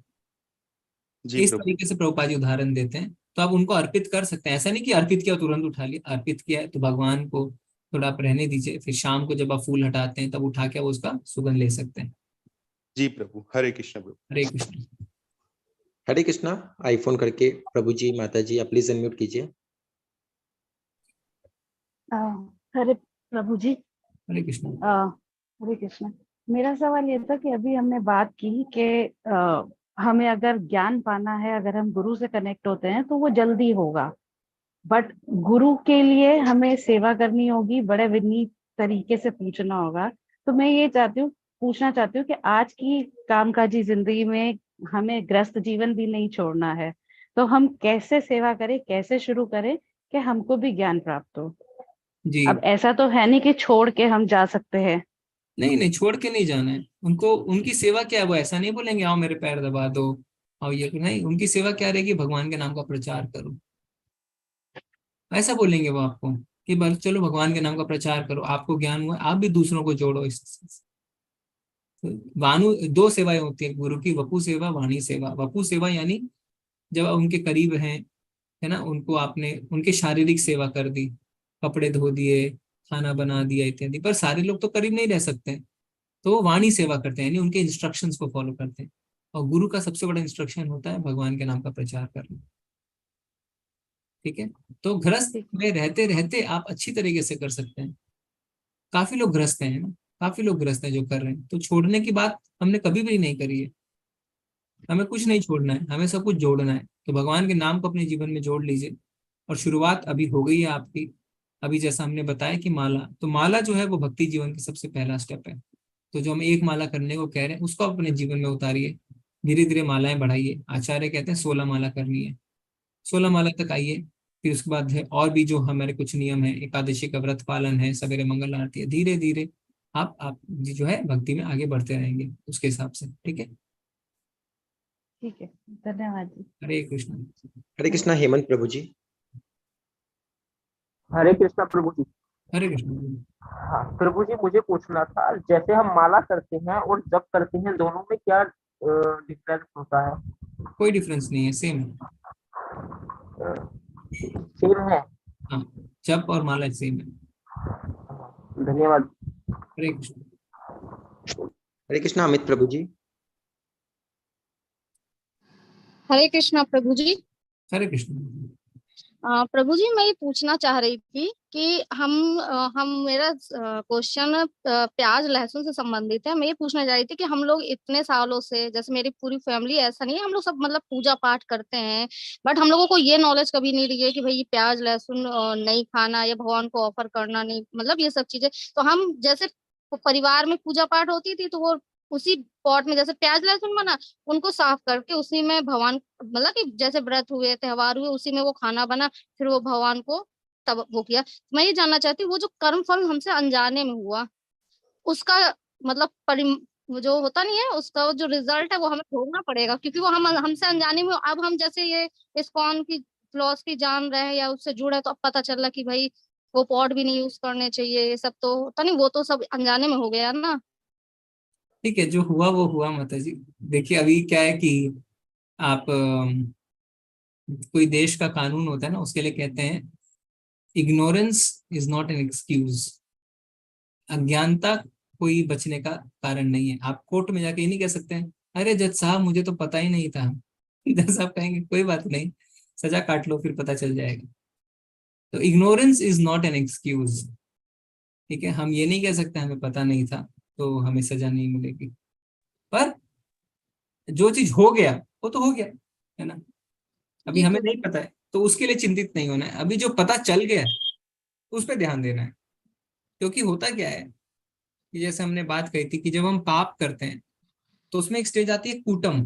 कूटम मतलब आपने कोई पाप किया, सजा नहीं मिली अभी तक, क्योंकि चोरी कर लिए, पुलिस छानबीन कर रही है, अभी सजा नहीं। तो आप सोचते हैं अरे मैं तो निकल गया पाप करके, कुछ नहीं होता है ना। अब आप कूटम में पहुंच जाते हैं, यानी टेंडेंसी बन जाती है आपकी पाप करने की। तो हम जो है फिर अनजाने में, हम जैसे हम कह रहे हैं ना अनजाने में हमने कर, क्योंकि वो टेंडेंसी बन गई हमारी। तो आप देखते हैं ना कई लोगों को झूठ बोलने की टेंडेंसी होती है, कोई भी बात में झूठ बोलेंगे। कोई लोगों को चोरी करने की टेंडेंसी होती है। क्यों? कूटम, इतने पाप करते गए करते गए करते गए, अब आदत बन गई है हमको। ठीक है, तो करना नहीं है, जो हो गया वो हो गया। अभी जो आपको पता चला उसको फॉलो करिए। जी प्रभु जी। प्रभु जी मैं थोड़े से चैट से ले लेता हूँ। ओके, गौरव प्रभु कह रहे हैं, Gaurav Sinha Prabhu, can you please differentiate the karma yoga, भक्ति योग, सांख्य योग, भक्ति। हाँ, तो कर्म योग यानी कर्मों के माध्यम से भगवान से जुड़ना, निष्काम कर्म करके। भक्ति योग यानी, भक्ति योग का मतलब होता है कि अपने इंद्रियों को, मन को, बुद्धि को, आत्मा को, सब कुछ को भगवान की सेवा में लगा देना। ठीक है, तो कर्म योग में इंद्रियां लगती हैं, ज्ञान योग में बुद्धि लगती है, ध्यान योग में मन लगता है, पर भक्ति योग में सब कुछ लगता है। फिर से, कर्म योग में इंद्रियां भगवान की सेवा में लगती है, ज्ञान योग में बुद्धि हमारी सेवा में लगती है भगवान के, ध्यान योग में मन हमारी सेवा में लगता है भगवान के, और भक्ति योग में सब कुछ। ठीक है, सांख्य योग जो है वो ज्ञान योग को ही कहते हैं। दिव्य, तो ये तो हम बता दिया हमने, सविता माता जी ने बताया। कि मेरा एक सवाल है, जैसे भगवान शिव जी अपने सिर पर चंद्रमा और जटाओं में माता गंगा को धारण किए हैं, वैसे भगवान कृष्ण के मुकुट में मोर पंख है, इसे क्या वजह है, भगवान कृष्ण ने क्यों धारण किया? तो मोर पंख भगवान को बहुत पसंद है, इसीलिए भगवान अपने मुकुट पे मोर पंख धारण करते हैं। कई कई जो है सीनियर डिवोटीज बताते हैं, जैसे मोर पंख पे कुछ चीज टिकता नहीं है ना, मतलब उस पर आप कुछ रखेंगे तो फिसल जाता है। तो जैसे कमल का पत्ता होता है ना, वो पुष्प वो पानी में रहते हुए पानी उसे स्पर्श नहीं करता है। तो भगवान के जो 6 ऐश्वर्य हैं, षड ऐश्वर्य, उसमें त्याग भी है। सबसे ज्यादा धनवान है, सबसे ज्यादा सुंदर है ना, सबसे ज्यादा नॉलेजेबल है, सबसे ज्यादा प्रसिद्धि है, सबसे ज्यादा यश है, पर फिर भी सबसे बड़े त्यागी हैं। यानी कुछ चीज टिकता नहीं, जैसे कमल के पत्ते पे पानी नहीं टिकता है, तो उसका भी संकेत है ये कि भगवान सबसे बड़े वैरागी हैं। ओके, अपना गुरु कैसे चूज करें ऋचा माता जी, ये तो हमने बताया आज कि हमें प्रामाणिक संप्रदाय में गुरु चुनने चाहिए। 4 संप्रदाय है, इस्कॉन जो है वो ब्रह्मादव गौड़ी संप्रदाय में आती है। ओके,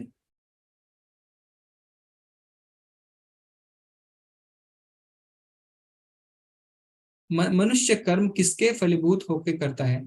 अदिति माता जी पूछ रहे हैं। तो काम के फलीभूत होके ना, हम कोई भी अगर इंद्र तृप्ति के लिए चीजें करते हैं तो काम जो है उसका ड्राइविंग फोर्स होता है। काम यानी अनियंत्रित इच्छाएं। तो इसीलिए भगवान ने क्या कहा था, शुरू में ही अपनी इंद्रियों को वश में करो और इस दुर्जय शत्रु को जीतो, यानी अपने काम को, अपनी अनियंत्रित इच्छाओं को खत्म करो।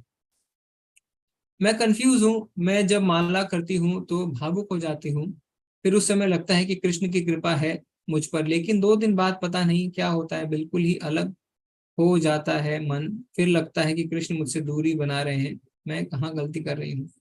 हाँ, तो सुमन माता जी, इसमें आपको ज्यादा चिंतित होने की आवश्यकता नहीं है।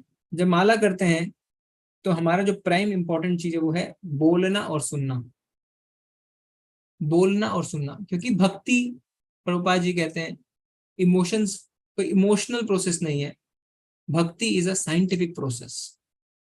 और जब आप भगवान की मालाएं करेंगे तो आप 15 दिन में, 20 दिन में खुद ही बताएंगे, प्रभु जी इतना बदल गया मेरा जीवन। 3 हफ्ते में, 4 हफ्ते में, ज्यादा नहीं। और हो सकता है अगर आप रेगुलर आज से शुरू करिए, आपने 18वें दिन आप बताएंगे कि प्रभु जी 15 दिन में इतना चेंज दिख रहा है। तो it's a scientific process, it's not an emotional process.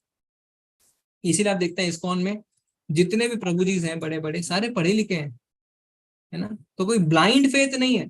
Prabhupada ji ने ब्लाइंड फेथ नहीं कहा है, ब्लाइंडली करो, नहीं, साइंटिफिक है। इसलिए क्या कहा जाता है, सुसुखम कर तुम अव्ययम। भगवान बताएंगे जब 9वें अध्याय में भक्ति के बारे में, तो क्या कहते हैं, राज विद्या राजगुह्यम, ये राज विद्या राजगुह्यम है, और ये सुसुखम कर तुम अव्ययम, ये बड़ी ही सुख के साथ इसे संपूर्ण किया जाता है। और प्रत्यक्ष अवगमम धर्म्यम, प्रत्यक्ष रूप से इसको अनुभूति की जा सकती है। ऐसा नहीं है कि ब्लाइंडली फॉलो कर रहे हैं ना, कचौड़ी खाओ, समोसे खाओ, जलेबी खाओ, कृपा बरसेगी, ऐसा नहीं है, ये ब्लाइंड फेथ है। प्रत्यक्ष अवगमम धर्म्यम, प्रत्यक्ष रूप से आप इसको अनुभूति कर सकते हैं, पर आपको फॉलो करना होगा प्रोसेस है भगवान के नाम का, जब करना है। तो अगर आप वो करेंगे तो आप खुद ही अपने जीवन में उस चेंज को देख पाएंगे। Okay, why God is not coming in Kalyug whether iniquity is more than other yug. तो ऐसा किसने कहा है?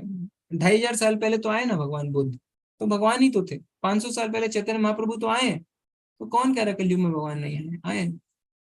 जैसे कहा जाता है कि वेडनेसडे को ये काम मत करो, थर्सडे को ये काम मत करो, थर्सडे को हेड वॉश ना करो, कृपया कपड़ा मत धो, सैटरडे को ये मत करो, प्रभु जी ये सब शास्त्रों में लिखा है। तो ये सब कर्म कांडी जो है वो ब्राह्मण बताते हैं, ये मत करो वो मत करो, जो हम फल की इच्छा से करते हैं। भक्ति जो करते हैं उनको ऐसा कुछ भी नहीं है उनको। तो भगवान क्या कहते हैं, तत्रार्पिता नियमित स्मरणे न काला। वो तो कहते हैं भगवान के नाम को लेने का ना कोई काल है ना कोई नियम है, किसी भी समय भगवान का नाम ले सकते हैं, भगवान का नाम इतना शुद्ध है। पर जब हम कर्म कांडी रूप से यानी फलों की इच्छा से कुछ करते हैं, तो ये मत करो वो मत करो, ऐसे करो वैसे करो, तो उसमें वो इम्पोर्टेंट है। पर जहां भक्ति करते हैं तो वहां ये सब इम्पोर्टेंट नहीं रहता है। तो कोई हमें भला बुरा बोले, हमारे लिए खराब शब्द बोले और खराब विशेष कहे, क्या हम अपने पुराने कर्म भुगत रहे हैं या वे नए कर्म बना रहे हैं? तो हमारे क्या रिएक्शन होना चाहिए? ठीक है, तो जिग्ना माता जी तो जैसा हमने इसकी चर्चा डिटेल में करी भी थी पहले कि द्वेष पैदा नहीं करना है किसी भी व्यक्ति के प्रति हमें, ठीक है। और निश्चित रूप से हमारे कर्म ही ऐसा हमारे इसलिए हमारे साथ हो रहा है। रिएक्शन देंगे तो ऑफकोर्स आपके नए कदम आएंगे। तो उसमें भगवान से प्रार्थना कर सकते हैं कि भगवान मैंने जरूर बहुत ज्यादा बुरे कर्म कर रखे हैं, पाप कर रखे हैं, मुझे कृपा क्षमा करें अगर आपकी इच्छा है तो। और जो व्यक्ति आपके साथ बुरा कर रहा है उसके लिए भगवान से प्रार्थना करें, भगवान आप जो है इनको क्या करें, इनके ऊपर दया करें, क्योंकि ये ऐसा जो कर रहे हैं ये अनजाने में कर रहे हैं। ठीक है, तो उनके लिए भी आप प्रार्थना करें, अपने लिए भी प्रार्थना करें, पर अपने मन में कोई द्वेष, कोई रिएक्शन ऐसा ना लाए। ठीक है, और भगवान के नाम का जप शुरू कर दें। अगर किसी का जन्म ब्राह्मण कुल में हुआ है तो क्या शादी भी उसी कुल में होनी जरूरी है? तो हमने कहा ना माता जी कि जन्म से कोई ब्राह्मण नहीं होता है, कर्म और गुण से होते हैं। ठीक है, हो सकता है कि एक ब्राह्मण हो पर वो दारू पी रहा है, मांस खा रहा है, जुआ खेल रहा है, तो काहे का ब्राह्मण है? ठीक है, तो आपको देखना है कि उसके कर्म क्या है, उसके गुण क्या है। ठीक है प्रभु जी, हम ले सकते हैं एंड्रेस जी। हरे कृष्णा सिद्धार्थ प्रभु जी। सहस्त्र बंदन। हरे कृष्णा प्रभु जी। हाँ प्रभु जी, मेरा एक सवाल था, धर्म और वर्ण का डेफिनेशन क्या है? जी जी जी, तो धर्म का हमने जैसे बताया, धर्मम तो साक्षात भगवत प्रणीतम, भगवान का आदेश ही धर्म है। तो भगवान का आदेश को पालन करना धर्म है। जैसे हमने उदाहरण दिया था, आपकी उंगलियां, शरीर में जो उंगलियां हैं उसका धर्म है कि वो आपकी शरीर की सेवा करे। जी। उसी तरीके से आत्मा का, जीवात्मा का धर्म है भगवान की सेवा करना। धर्मम तो साक्षात भगवत प्रणीतम। और वर्ण, वर्ण का अर्थ होता है कैटेगरीज ऑफ सोसाइटी, ब्राह्मण, क्षत्रिय, वैश्य, शूद्र, और हर कैटेगरी का अलग अलग कर्तव्य है जो हमने बताया। ब्राह्मण का कर्तव्य है ज्ञान अर्जन करके ज्ञान बांटना, क्षत्रिय का देश की रक्षा करना, वैश्य का ट्रेडिंग करना, गो रक्षा करना, और शूद्र का बाकी 3 वर्ण की रक्षा करना, सेवा करना। प्रभु जी, ये धर्म जो अभी हिंदू धर्म, मुस्लिम धर्म, ये जो कम्युनिटी बेस पे जो अलग अलग ये किया गया है, ये चीज क्या है प्रभु जी? ये सब नहीं थे हमारे शास्त्रों में। आप देखिए भगवत गीता में भगवान ने कहीं थोड़ी कहा हिंदू, सनातन धर्म कहते थे और वर्ण आश्रम धर्म था और कुछ नहीं था। ये सब मॉडर्न वर्ड्स हैं, और ये जितने आजकल मॉडर्न डे धर्म है ना, हिंदू, मुस्लिम, बाकी जितने भी हैं, वो सब 5000 वर्ष के पहले तक कुछ नहीं था। ये भी नए नए हैं, 500 साल, 1000 साल, 2500 साल पुराने हैं। हमारे शास्त्रों में ऐसे कोई भी धर्मों का मेंशन नहीं है। जी अच्छा, ना we are talking about the core point, मैंने एकदम स्टार्टिंग से हम लोग बात कर रहे हैं, मैंने हमारा गीता जो है एकदम कोर पॉइंट से बात चल रही है ना।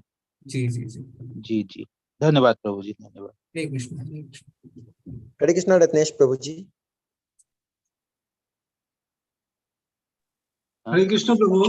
हरे कृष्ण प्रभु, मेरा ये क्वेश्चन था कि मतलब हमने देखा कि गुरु को हम लोग भगवान के समान ही मानना चाहिए, गुरु की आदर करनी चाहिए, और मतलब बहुत जगह पे हमने देखा ऐसा। लेकिन मैंने कई बार देखा है कि जो सीनियर डिवोटीज भी जो हैं या फिर जो गुरु हैं, वो भी कई बार डिफरेंशिएट करते हैं। बोलते तो है कि निष्काम काम करना चाहिए, बट मतलब उनके भी आदेशों के पीछे भी कुछ न कुछ सकाम रहता है।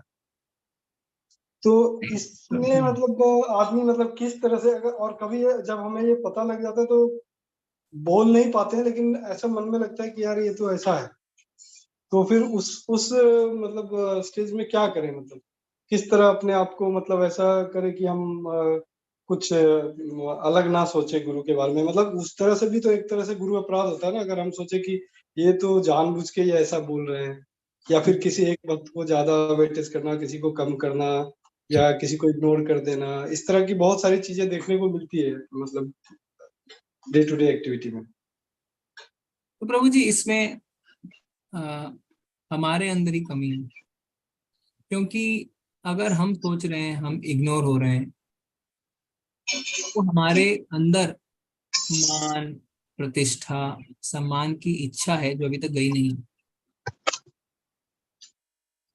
तो इसीलिए हम अपने गुरु से भी इम्पोर्टेंस चाहते हैं।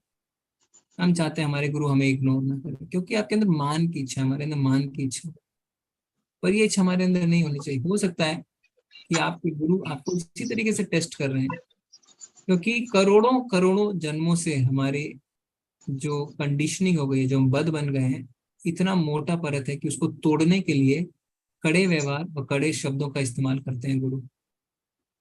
उनको पता है प्यार से बात करेंगे तो उसका अहम नहीं टूटेगा, इनको हमें कड़े शब्द बोलने पड़ेंगे और कड़ा व्यवहार करना पड़ेगा, तब जाके अहम टूटेगा। False ego. तो हमें कभी भी दूसरे पे डाउट नहीं करना है, हमें खुद के प्रोग्रेस पे डाउट करना है कि हम ऐसा अगर सोच रहे हैं तो ये मेरे प्रोग्रेस की कमी है, ये दूसरों की कमी नहीं है। क्योंकि अगर कोई गुरु है, कोई ब्रह्मचारी है, कोई सन्यासी है, उसने अपना पूरा जीवन लगा दिया भगवत प्रचार में, और क्या चाहिए हमें उससे? हम तो अपने घरस्थ को नहीं छोड़ पा रहे, अपनी नौकरी नहीं छोड़ पा रहे, और उन्होंने क्या किया है, पूरा जीवन न्यौछावर कर दिया है। सन्यास का मतलब अपने घर के परिवार वालों से भी अब नहीं मिलते हैं, और क्या करेंगे? इससे ज्यादा क्या करेंगे? और नाम अपराध में सबसे पहला अपराध ये है कि भगवत नाम के प्रचार में अपने संपूर्ण जीवन को समर्पित करने वाले भक्तों की निंदा कर रही है। तो हो सकता है एक वैष्णव का व्यवहार ऊपर ऊपर से हमें लग रहा हो ऐसा, पर अंदर से भगवान को पूरा जीवन उन्होंने समर्पित किया हुआ है। तो हमें डाउट नहीं करना चाहिए, हमें अपनी प्रोग्रेस को चेक करना चाहिए कि हम मान चाह रहे हैं इसीलिए तो हमें अपमानित फील हो रहा है, हम टेंशन चाह रहे हैं इसीलिए हमें इग्नोर फील हो रहा है। हम क्यों चाह रहे हैं टेंशन? ये भगवान की सेवा है। और दूसरा क्या है, जब आप अंदर से जेन्युइन और प्योर रहेंगे तो कृष्ण आपकी मदद करेंगे। चलो मान लिया कि सचमुच में आपका एनकाउंटर ऐसे व्यक्ति के साथ हो रहा है जो अभी पथभ्रष्ट है, पर फिर भी अगर आप सिद्धांतों पे चल के आप अपने तरफ से 100% जेन्युइन है तो कृष्ण देख रहे हैं। तो फिर आपने क्या किया, आपने अपना सारा चीज जो है वो प्रभुपाद जी के ऊपर सौंप दिया, भगवान श्री कृष्ण के ऊपर सौंप दिया, and they will guide. But we are nobody to जज and we are nobody to feel bad. तो विश्वास खत्म हो, यानी वहां पे आप किसी पे विश्वास नहीं कर पा रहे हैं, समर्पण नहीं है आपका पूरा। पर अगर पूर्ण समर्पण है तो भगवान कृष्ण तो है ना। ठीक है प्रभु? प्रभु जी, जो आपने बोला वो सब सही है, उसमें कुछ डाउट नहीं है। नहीं, ये मेरा फीलिंग कई बार ऐसा होता है कि अपने आप पे ऐसा नहीं फील होता है। जब मैं मतलब दो, जैसे मैं और बाकी डेवोटीज को जानता हूँ, अभी उनके साथ अगर व्यवहार में देखता हूँ डिफरेंशियल, जो पहले उनका व्यवहार था अभी व्यवहार उनके साथ, मतलब मैं दूसरे दोनों के साथ देख रहा हूँ, तब मुझे लगता है कि मतलब अभी इनका व्यवहार चेंज हो गया इनके साथ। तो पता नहीं ये ऐसा क्यों कर रहे हैं इनके साथ। तो और जबकि वो इफर्ट भी डाल रहे हैं, मुझे ऐसा लगता है कि जो जूनियर डिवोटी है वो इफर्ट भी डाल रहा है। कई बार वो बोल भी देते हैं कि प्रभु जी पहले तो ऐसे हो रहा था, अभी ऐसे हो रहा है। तो मुझे ऐसा लगता है कि यहाँ पे डिफरेंशिएशन हो रहा है। तो मतलब उसको मतलब कैसे नोटिस कैसे नहीं करे, मतलब मुझे कोई बात नहीं, अगर आपको ऐसा लग रहा है तो आप प्रभुपाद जी से प्रार्थना करिए कि प्रभुपाद जी ऐसा है और मैं आपकी शरण में हूँ, मुझे ऐसे ऐसे मन में चीजें आ रही है ना। भगवान कृष्ण को प्रार्थना करिए, और सच में अगर ऐसा कोई जेन्युइन केस है तो automatically it will get corrected in the course of time. और अपने तरफ से ये इग्नोर करना चाहिए, मतलब अपने तरफ से इस तरह का कुछ चीज देख रहे हैं तो आंख बंद कर ले या फिर ध्यान ना दे।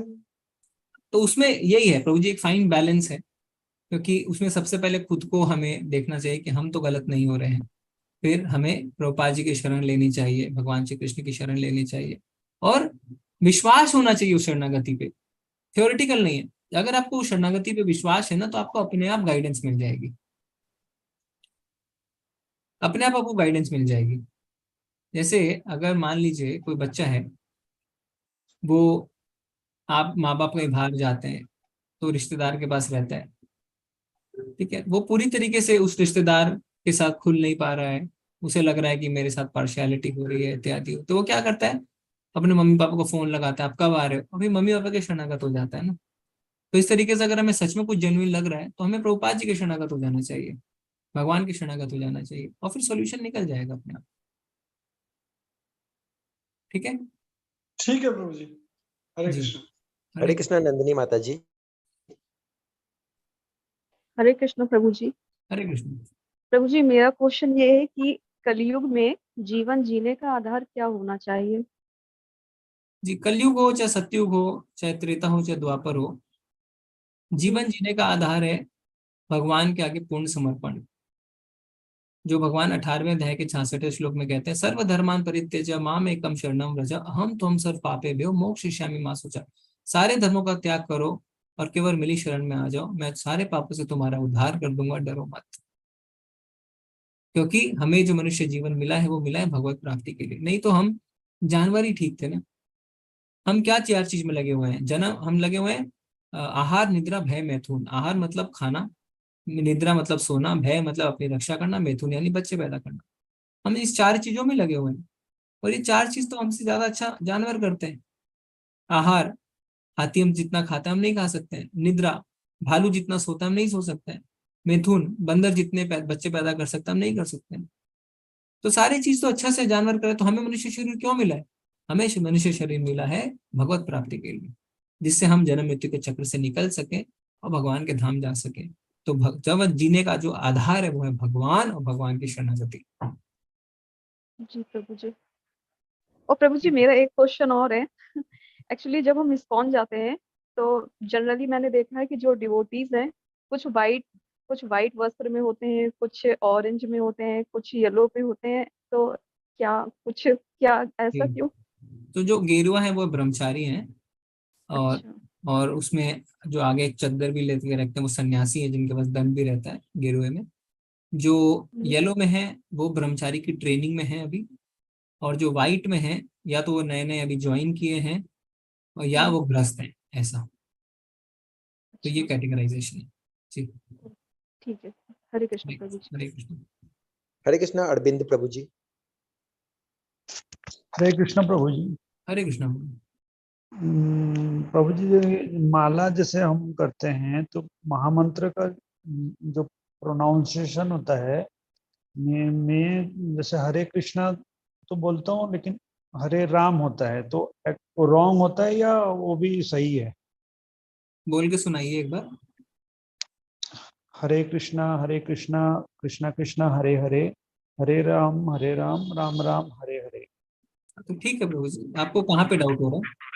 जैसे कि हमारी जैसे कि प्रोनाउंसिएशन ऐसे कि आप लोग हरे रामा करके बोलते हैं और मैं हरे राम हरे कृष्ण कृष्ण कृष्ण हरे हरे, हरे राम राम राम हरे हरे। ठीक है प्रभु जी। जी जी जी जी हरे हरे कृष्ण प्रभु। हरे कृष्णा संगीता माता जी। हरे कृष्ण प्रभु जी। हरे कृष्ण प्रभु जी, मेरा क्वेश्चन ये है, जैसे हम कहते हैं ना कि हमें किसी को दुख नहीं देना चाहिए, तो कभी कभी हम अपनी तरफ से हमें इंटेंशनली किसी को दुख नहीं दे रहे होते हैं, बट कुछ हम ऐसा करते हैं तो उससे सामने वाले को दुख होता है और हमें पता नहीं चलता है।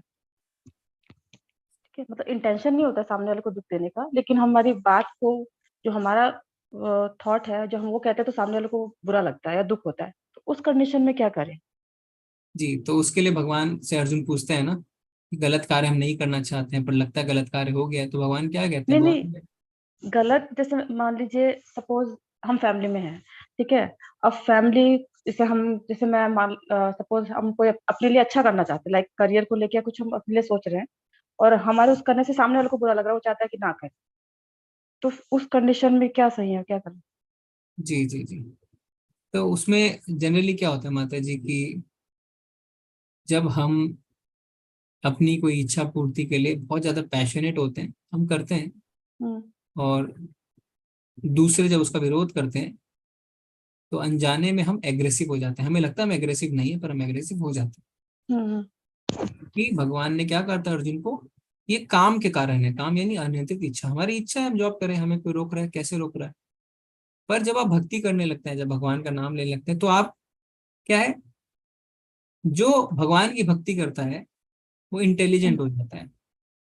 यानी आप अभी भी वही कार्य करेंगे पर आप स्मार्टली हैंडल करना सीख जाएंगे। स्मार्टली हैंडल करना सीख जाएंगे मतलब परिस्थिति वही रहेगी पर आप समझ सब पाएंगे सामने वाले को किस तरीके से मुझे समझाना है कि जिससे उसे बुरा ना लगे।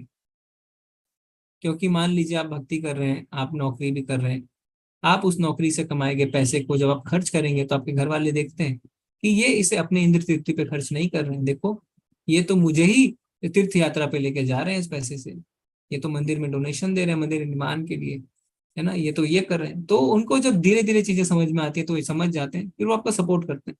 तो भक्ति से आदमी इमोशनली इंटेलिजेंट हो जाता है और ओके सामने वाले को समझा पाता है, क्योंकि उसको आप अच्छी तरह समझ पाते हैं। आप वन साइडेड अपने इंद्र तृप्ति से गाइडेड नहीं रहते, आप बैलेंस व्यू ले पाते हैं।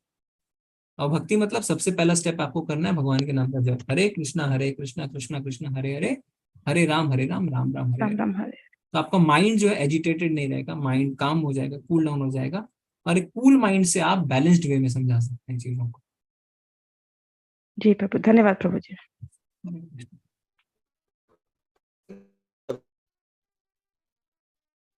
हरे कृष्णा सविता माता जी। हरे कृष्णा प्रभु जी। जी माता जी। प्रभु जी, मैंने पूछना था कि जो 108 दिव्य दृश्यम है उनका क्या मतलब, क्या है वो, मंदिर है या क्या है? कौन से दिव्य दृश्यम?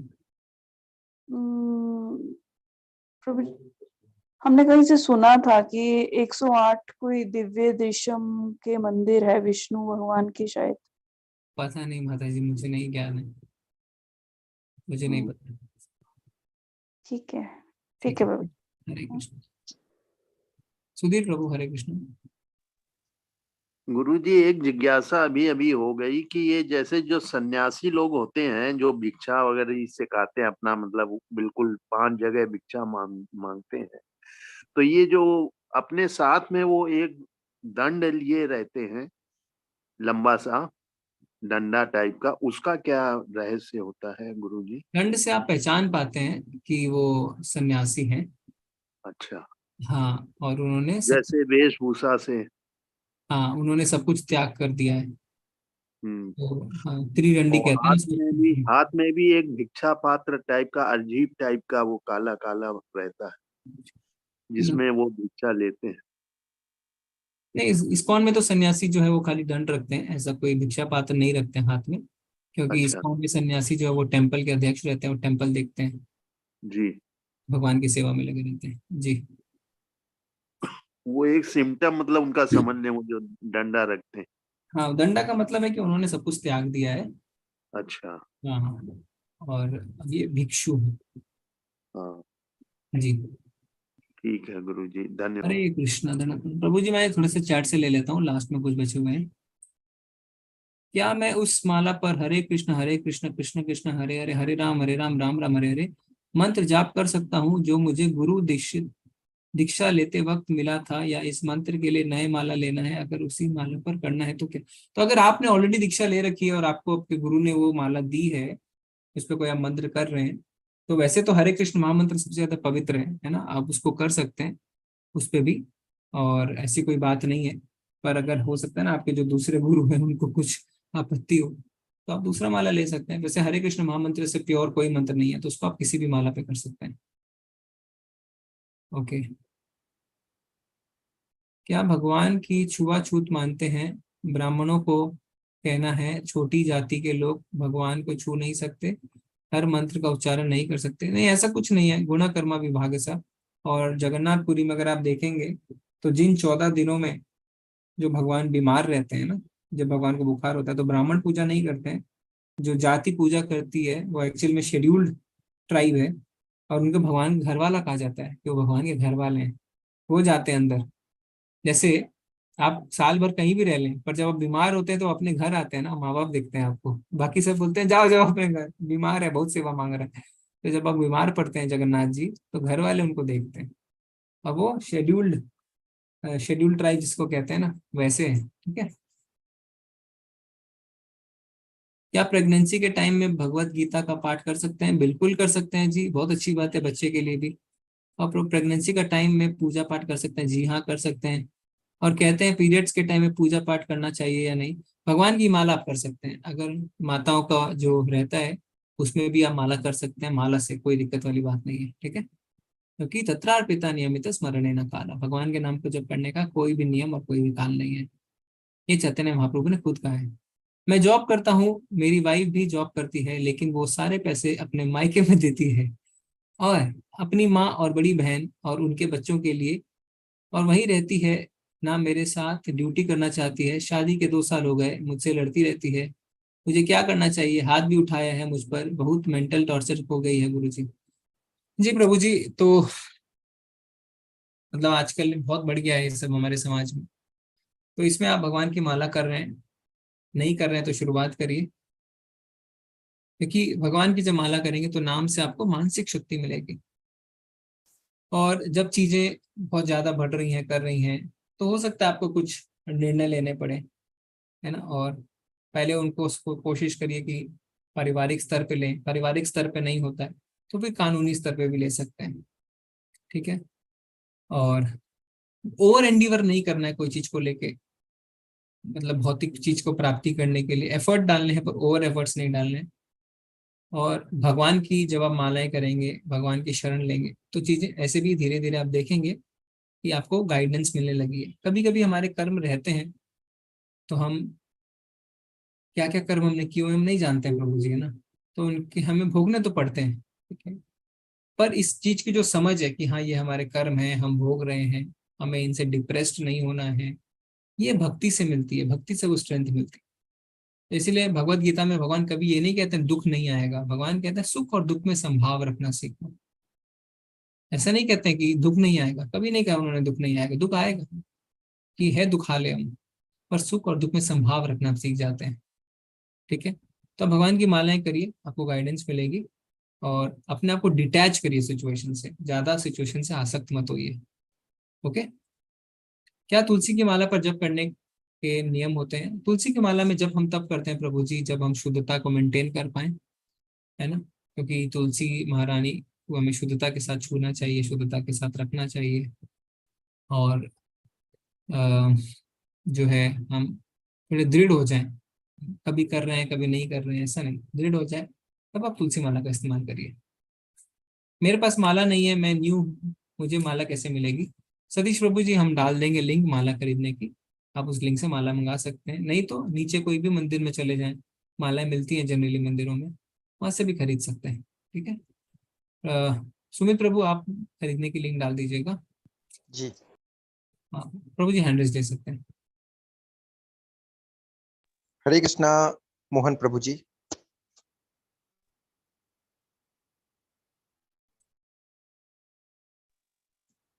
हरे कृष्णा मोहन प्रभु जी। हरे कृष्णा प्रभु। हेलो हेलो हरे कृष्णा। हेलो, हाँ जी, हरे कृष्णा।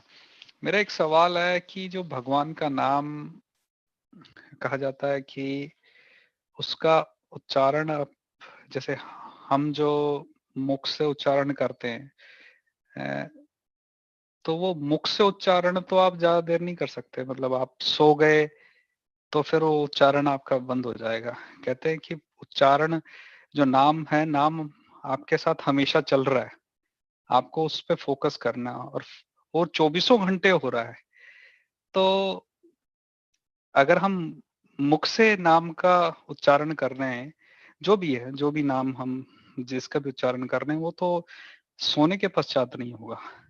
जी जी, तो अच्छा आखिर सत्य नाम और सही नाम का क्या डेफिनेशन है, एंड वो कैसे और कब किस स्थिति में, और मतलब शरीर की कैसी अवस्था है जिसमें ये नाम जी चल रहा है?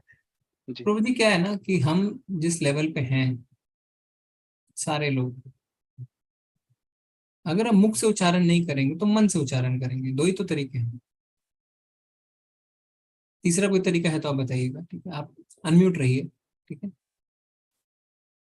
तो हम इतने अभी शुद्ध नहीं है और इतनी हमारी प्रोग्रेस नहीं हुई है कि हम मन में उच्चारण करें, क्योंकि मन में उच्चारण करने का मतलब है तुरंत डिस्ट्रैक्ट हो जाना, हम पूरा एक भी महामंत्र सही से नहीं बोल पाएंगे।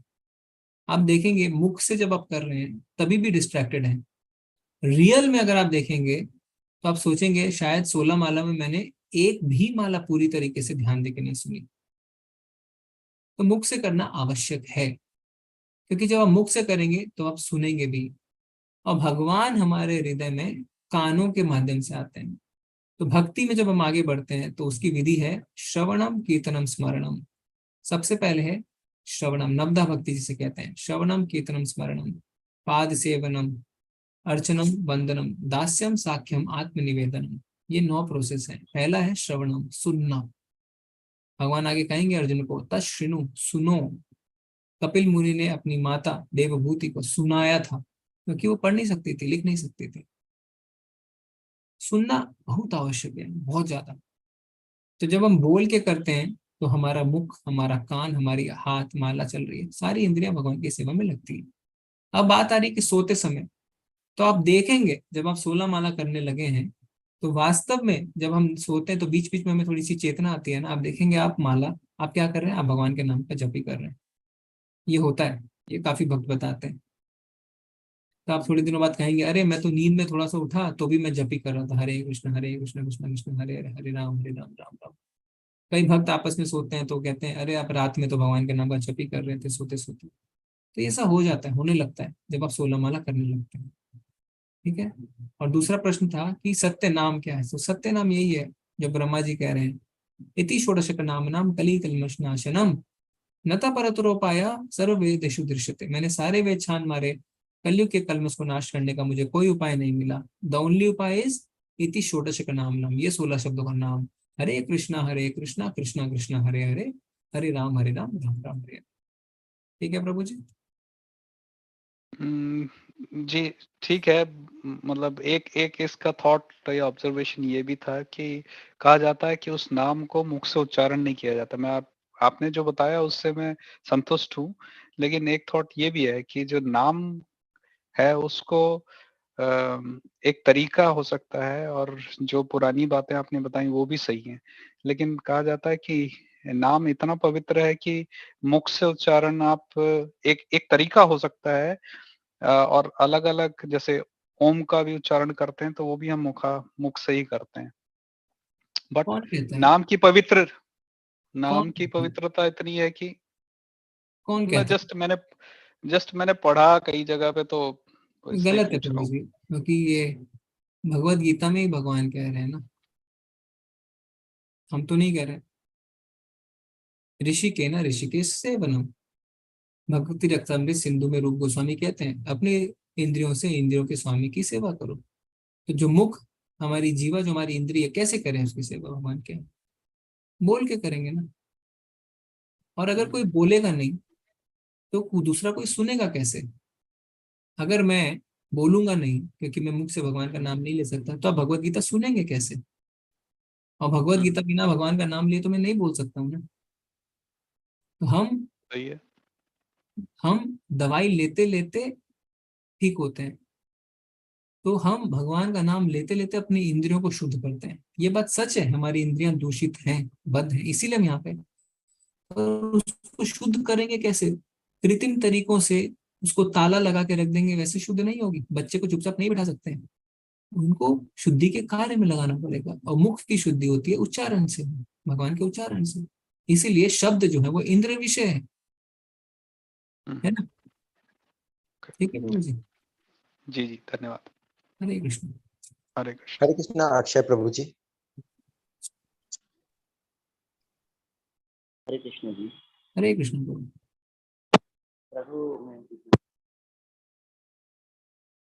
प्रभु जी आवाज नहीं आ रही आपकी।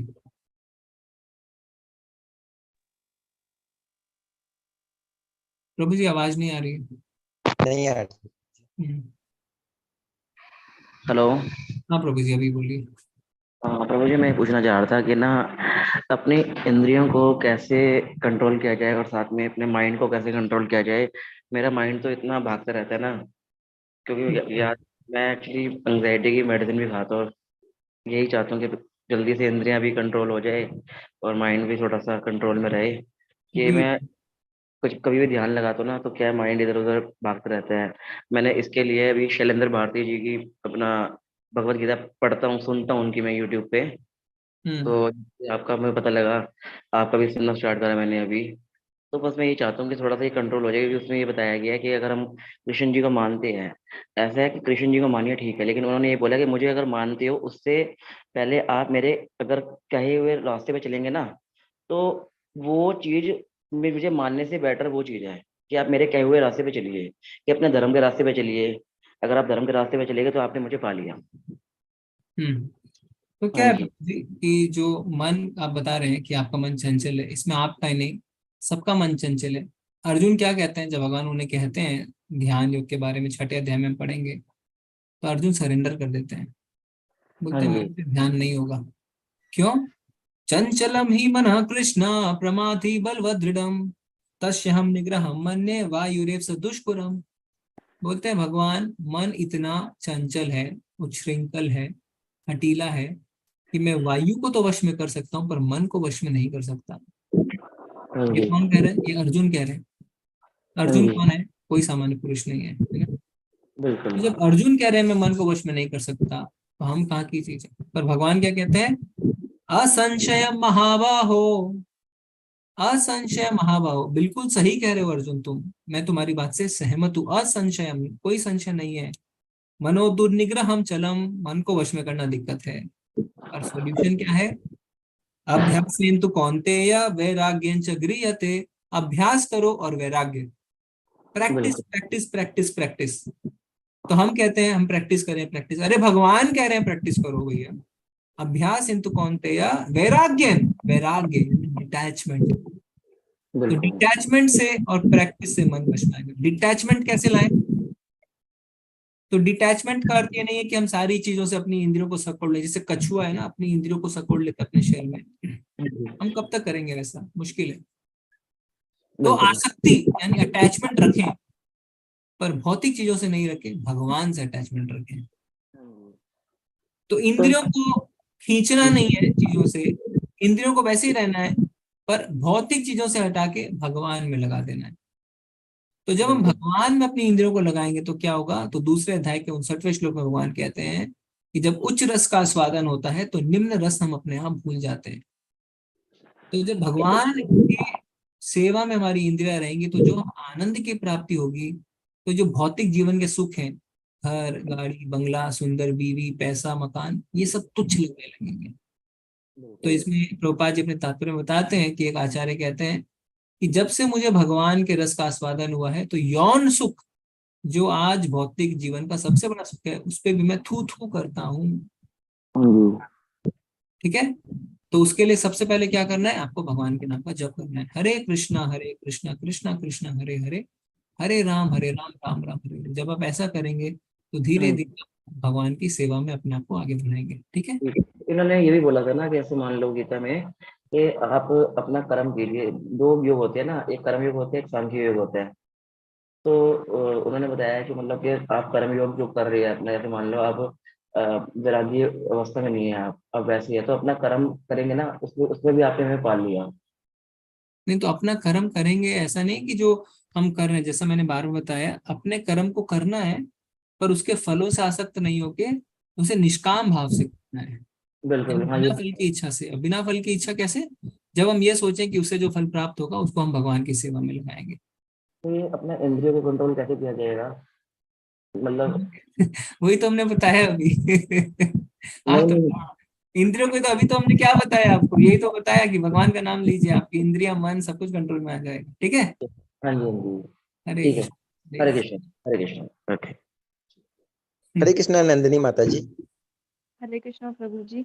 हरे प्रभु जी, मेरा क्वेश्चन ये है कि मैं सनातन धर्म को मानती हूँ और जो मेरी शादी हुई है वो आर्य समाज फैमिली में हुई है।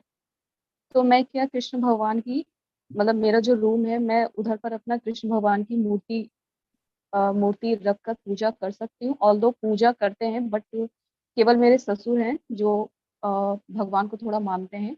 बट क्या है ना, मंदिर जो है, मंदिर पे उन्होंने आर्य समाज के जो महाराज है, सुधांशु जी महाराज, उन्हें और प्लस जो भी इनके बुजुर्ग जो एक्सपायर कर गए, उन सबको भी, उनकी भी फोटो रखी हुई है। तो मुझे मंदिर में बैठ के वो फील नहीं आती, मतलब मुझे ठीक नहीं लगता। तो क्या मैं अपने कमरे में श्री कृष्ण भगवान की मूर्ति रखकर पूजा कर सकती हूँ? हाँ, रख सकते हैं। फोटो रखिए माता जी, क्योंकि मूर्ति में, अर्च विग्रह में थोड़ा सी सेवा वगैरह का रहता है, तो पर ठीक है, आपके पास जो है वो रख के करिए, कर सकते हैं। मैं एक बार ना जब मैं इस्कॉन टेम्पल विजिट करती हूँ, जब भी जाती हूँ नोएडा, तो वहां से मैं मूर्ति लेकर आई थी, बट वो कुछ टाइम बाद टूट गई। तो वो मुझे ना एक अंदर से फीलिंग आई कि ये टूटी क्यों। तो रख सकती हूँ ना?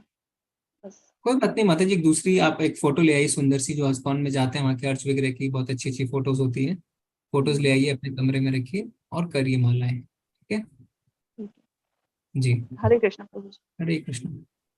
हरे कृष्णा जगत प्रभु जी।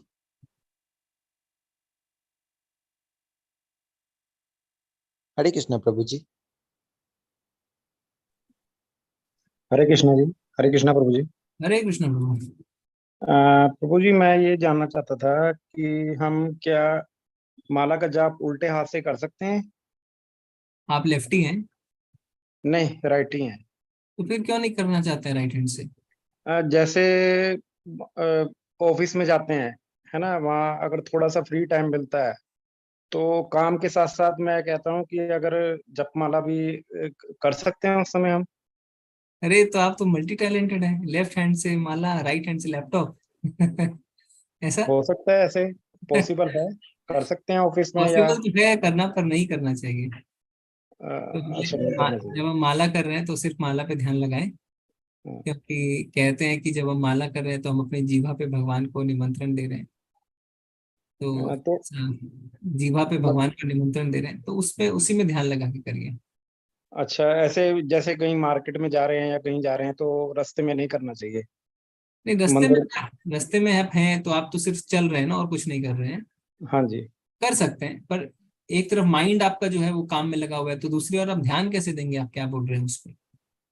नहीं तो फिर वही तो चीज है ना, वही आप कह रहे हो ना, इंद्रियों पे काबू करना, तो फिर वही तो चीज करनी है हम। हाँ, तो उसके लिए तो पहले भगवान के नाम पे ध्यान देना होगा ना। आप अगर वहाँ ऑफिस में लैपटॉप में अपना माइंड लगाए हुए हैं, तो आपका माइंड तो इधर भगवान के नाम में नहीं लगा हुआ है ना। क्योंकि जब हम भगवान का नाम ले रहे हैं तो हमें सुनना भी है, पर आप सुन नहीं पाएंगे क्योंकि आपका माइंड है अपने लैपटॉप में। ठीक है प्रभु जी, ठीक है, धन्यवाद। ध्यान बढ़ गया तो दिमागी हाँ रूप का जी। जब आप कोई काम कर रहे हैं तो आप नहीं कर पाएंगे। पर शारीरिक, फॉर एग्जाम्पल जैसे आप चल रहे हैं, तो चलने में तो सब कॉन्शियसली आदमी चल लेता है, तो चलते चलते कर लेते हैं। पर जहाँ पे माइंड लगेगा वहां पे कैसे करेंगे? हरे कृष्णा अमृता माता जी। हरे कृष्णा प्रभु जी। हरे कृष्ण। हाँ प्रभु जी, मैं ये पूछना चाहती हूँ कि मैं शक्ति मंत्र से दीक्षित हो चुकी हूँ, तो इसके बाद भी मेरा मन कृष्ण भक्ति में लगता है, तो क्या मैं ये माला कर सकती हूँ?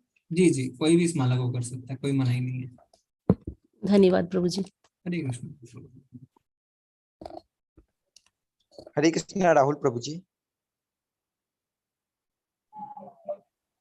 हरे कृष्ण गुरु जी।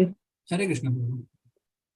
गुरु जी, मुझे ये पूछना था, जैसे कोई हमारे मान लो बुरा करता है हमारे साथ में, तो उसके कर्मों का फल उसे इसी जन्म में मिलेगा या अगले जन्म में? मतलब हम ये नहीं चाहते कि हम उसको बुरा कर रहा है तो हम जवाब दें या कुछ भी करें, हम चाहते हैं भगवान करे, तो इंतजार करें, क्या करें गुरु जी? तो आप क्यों चाहते हैं ऐसा कि उनका बुरा हो?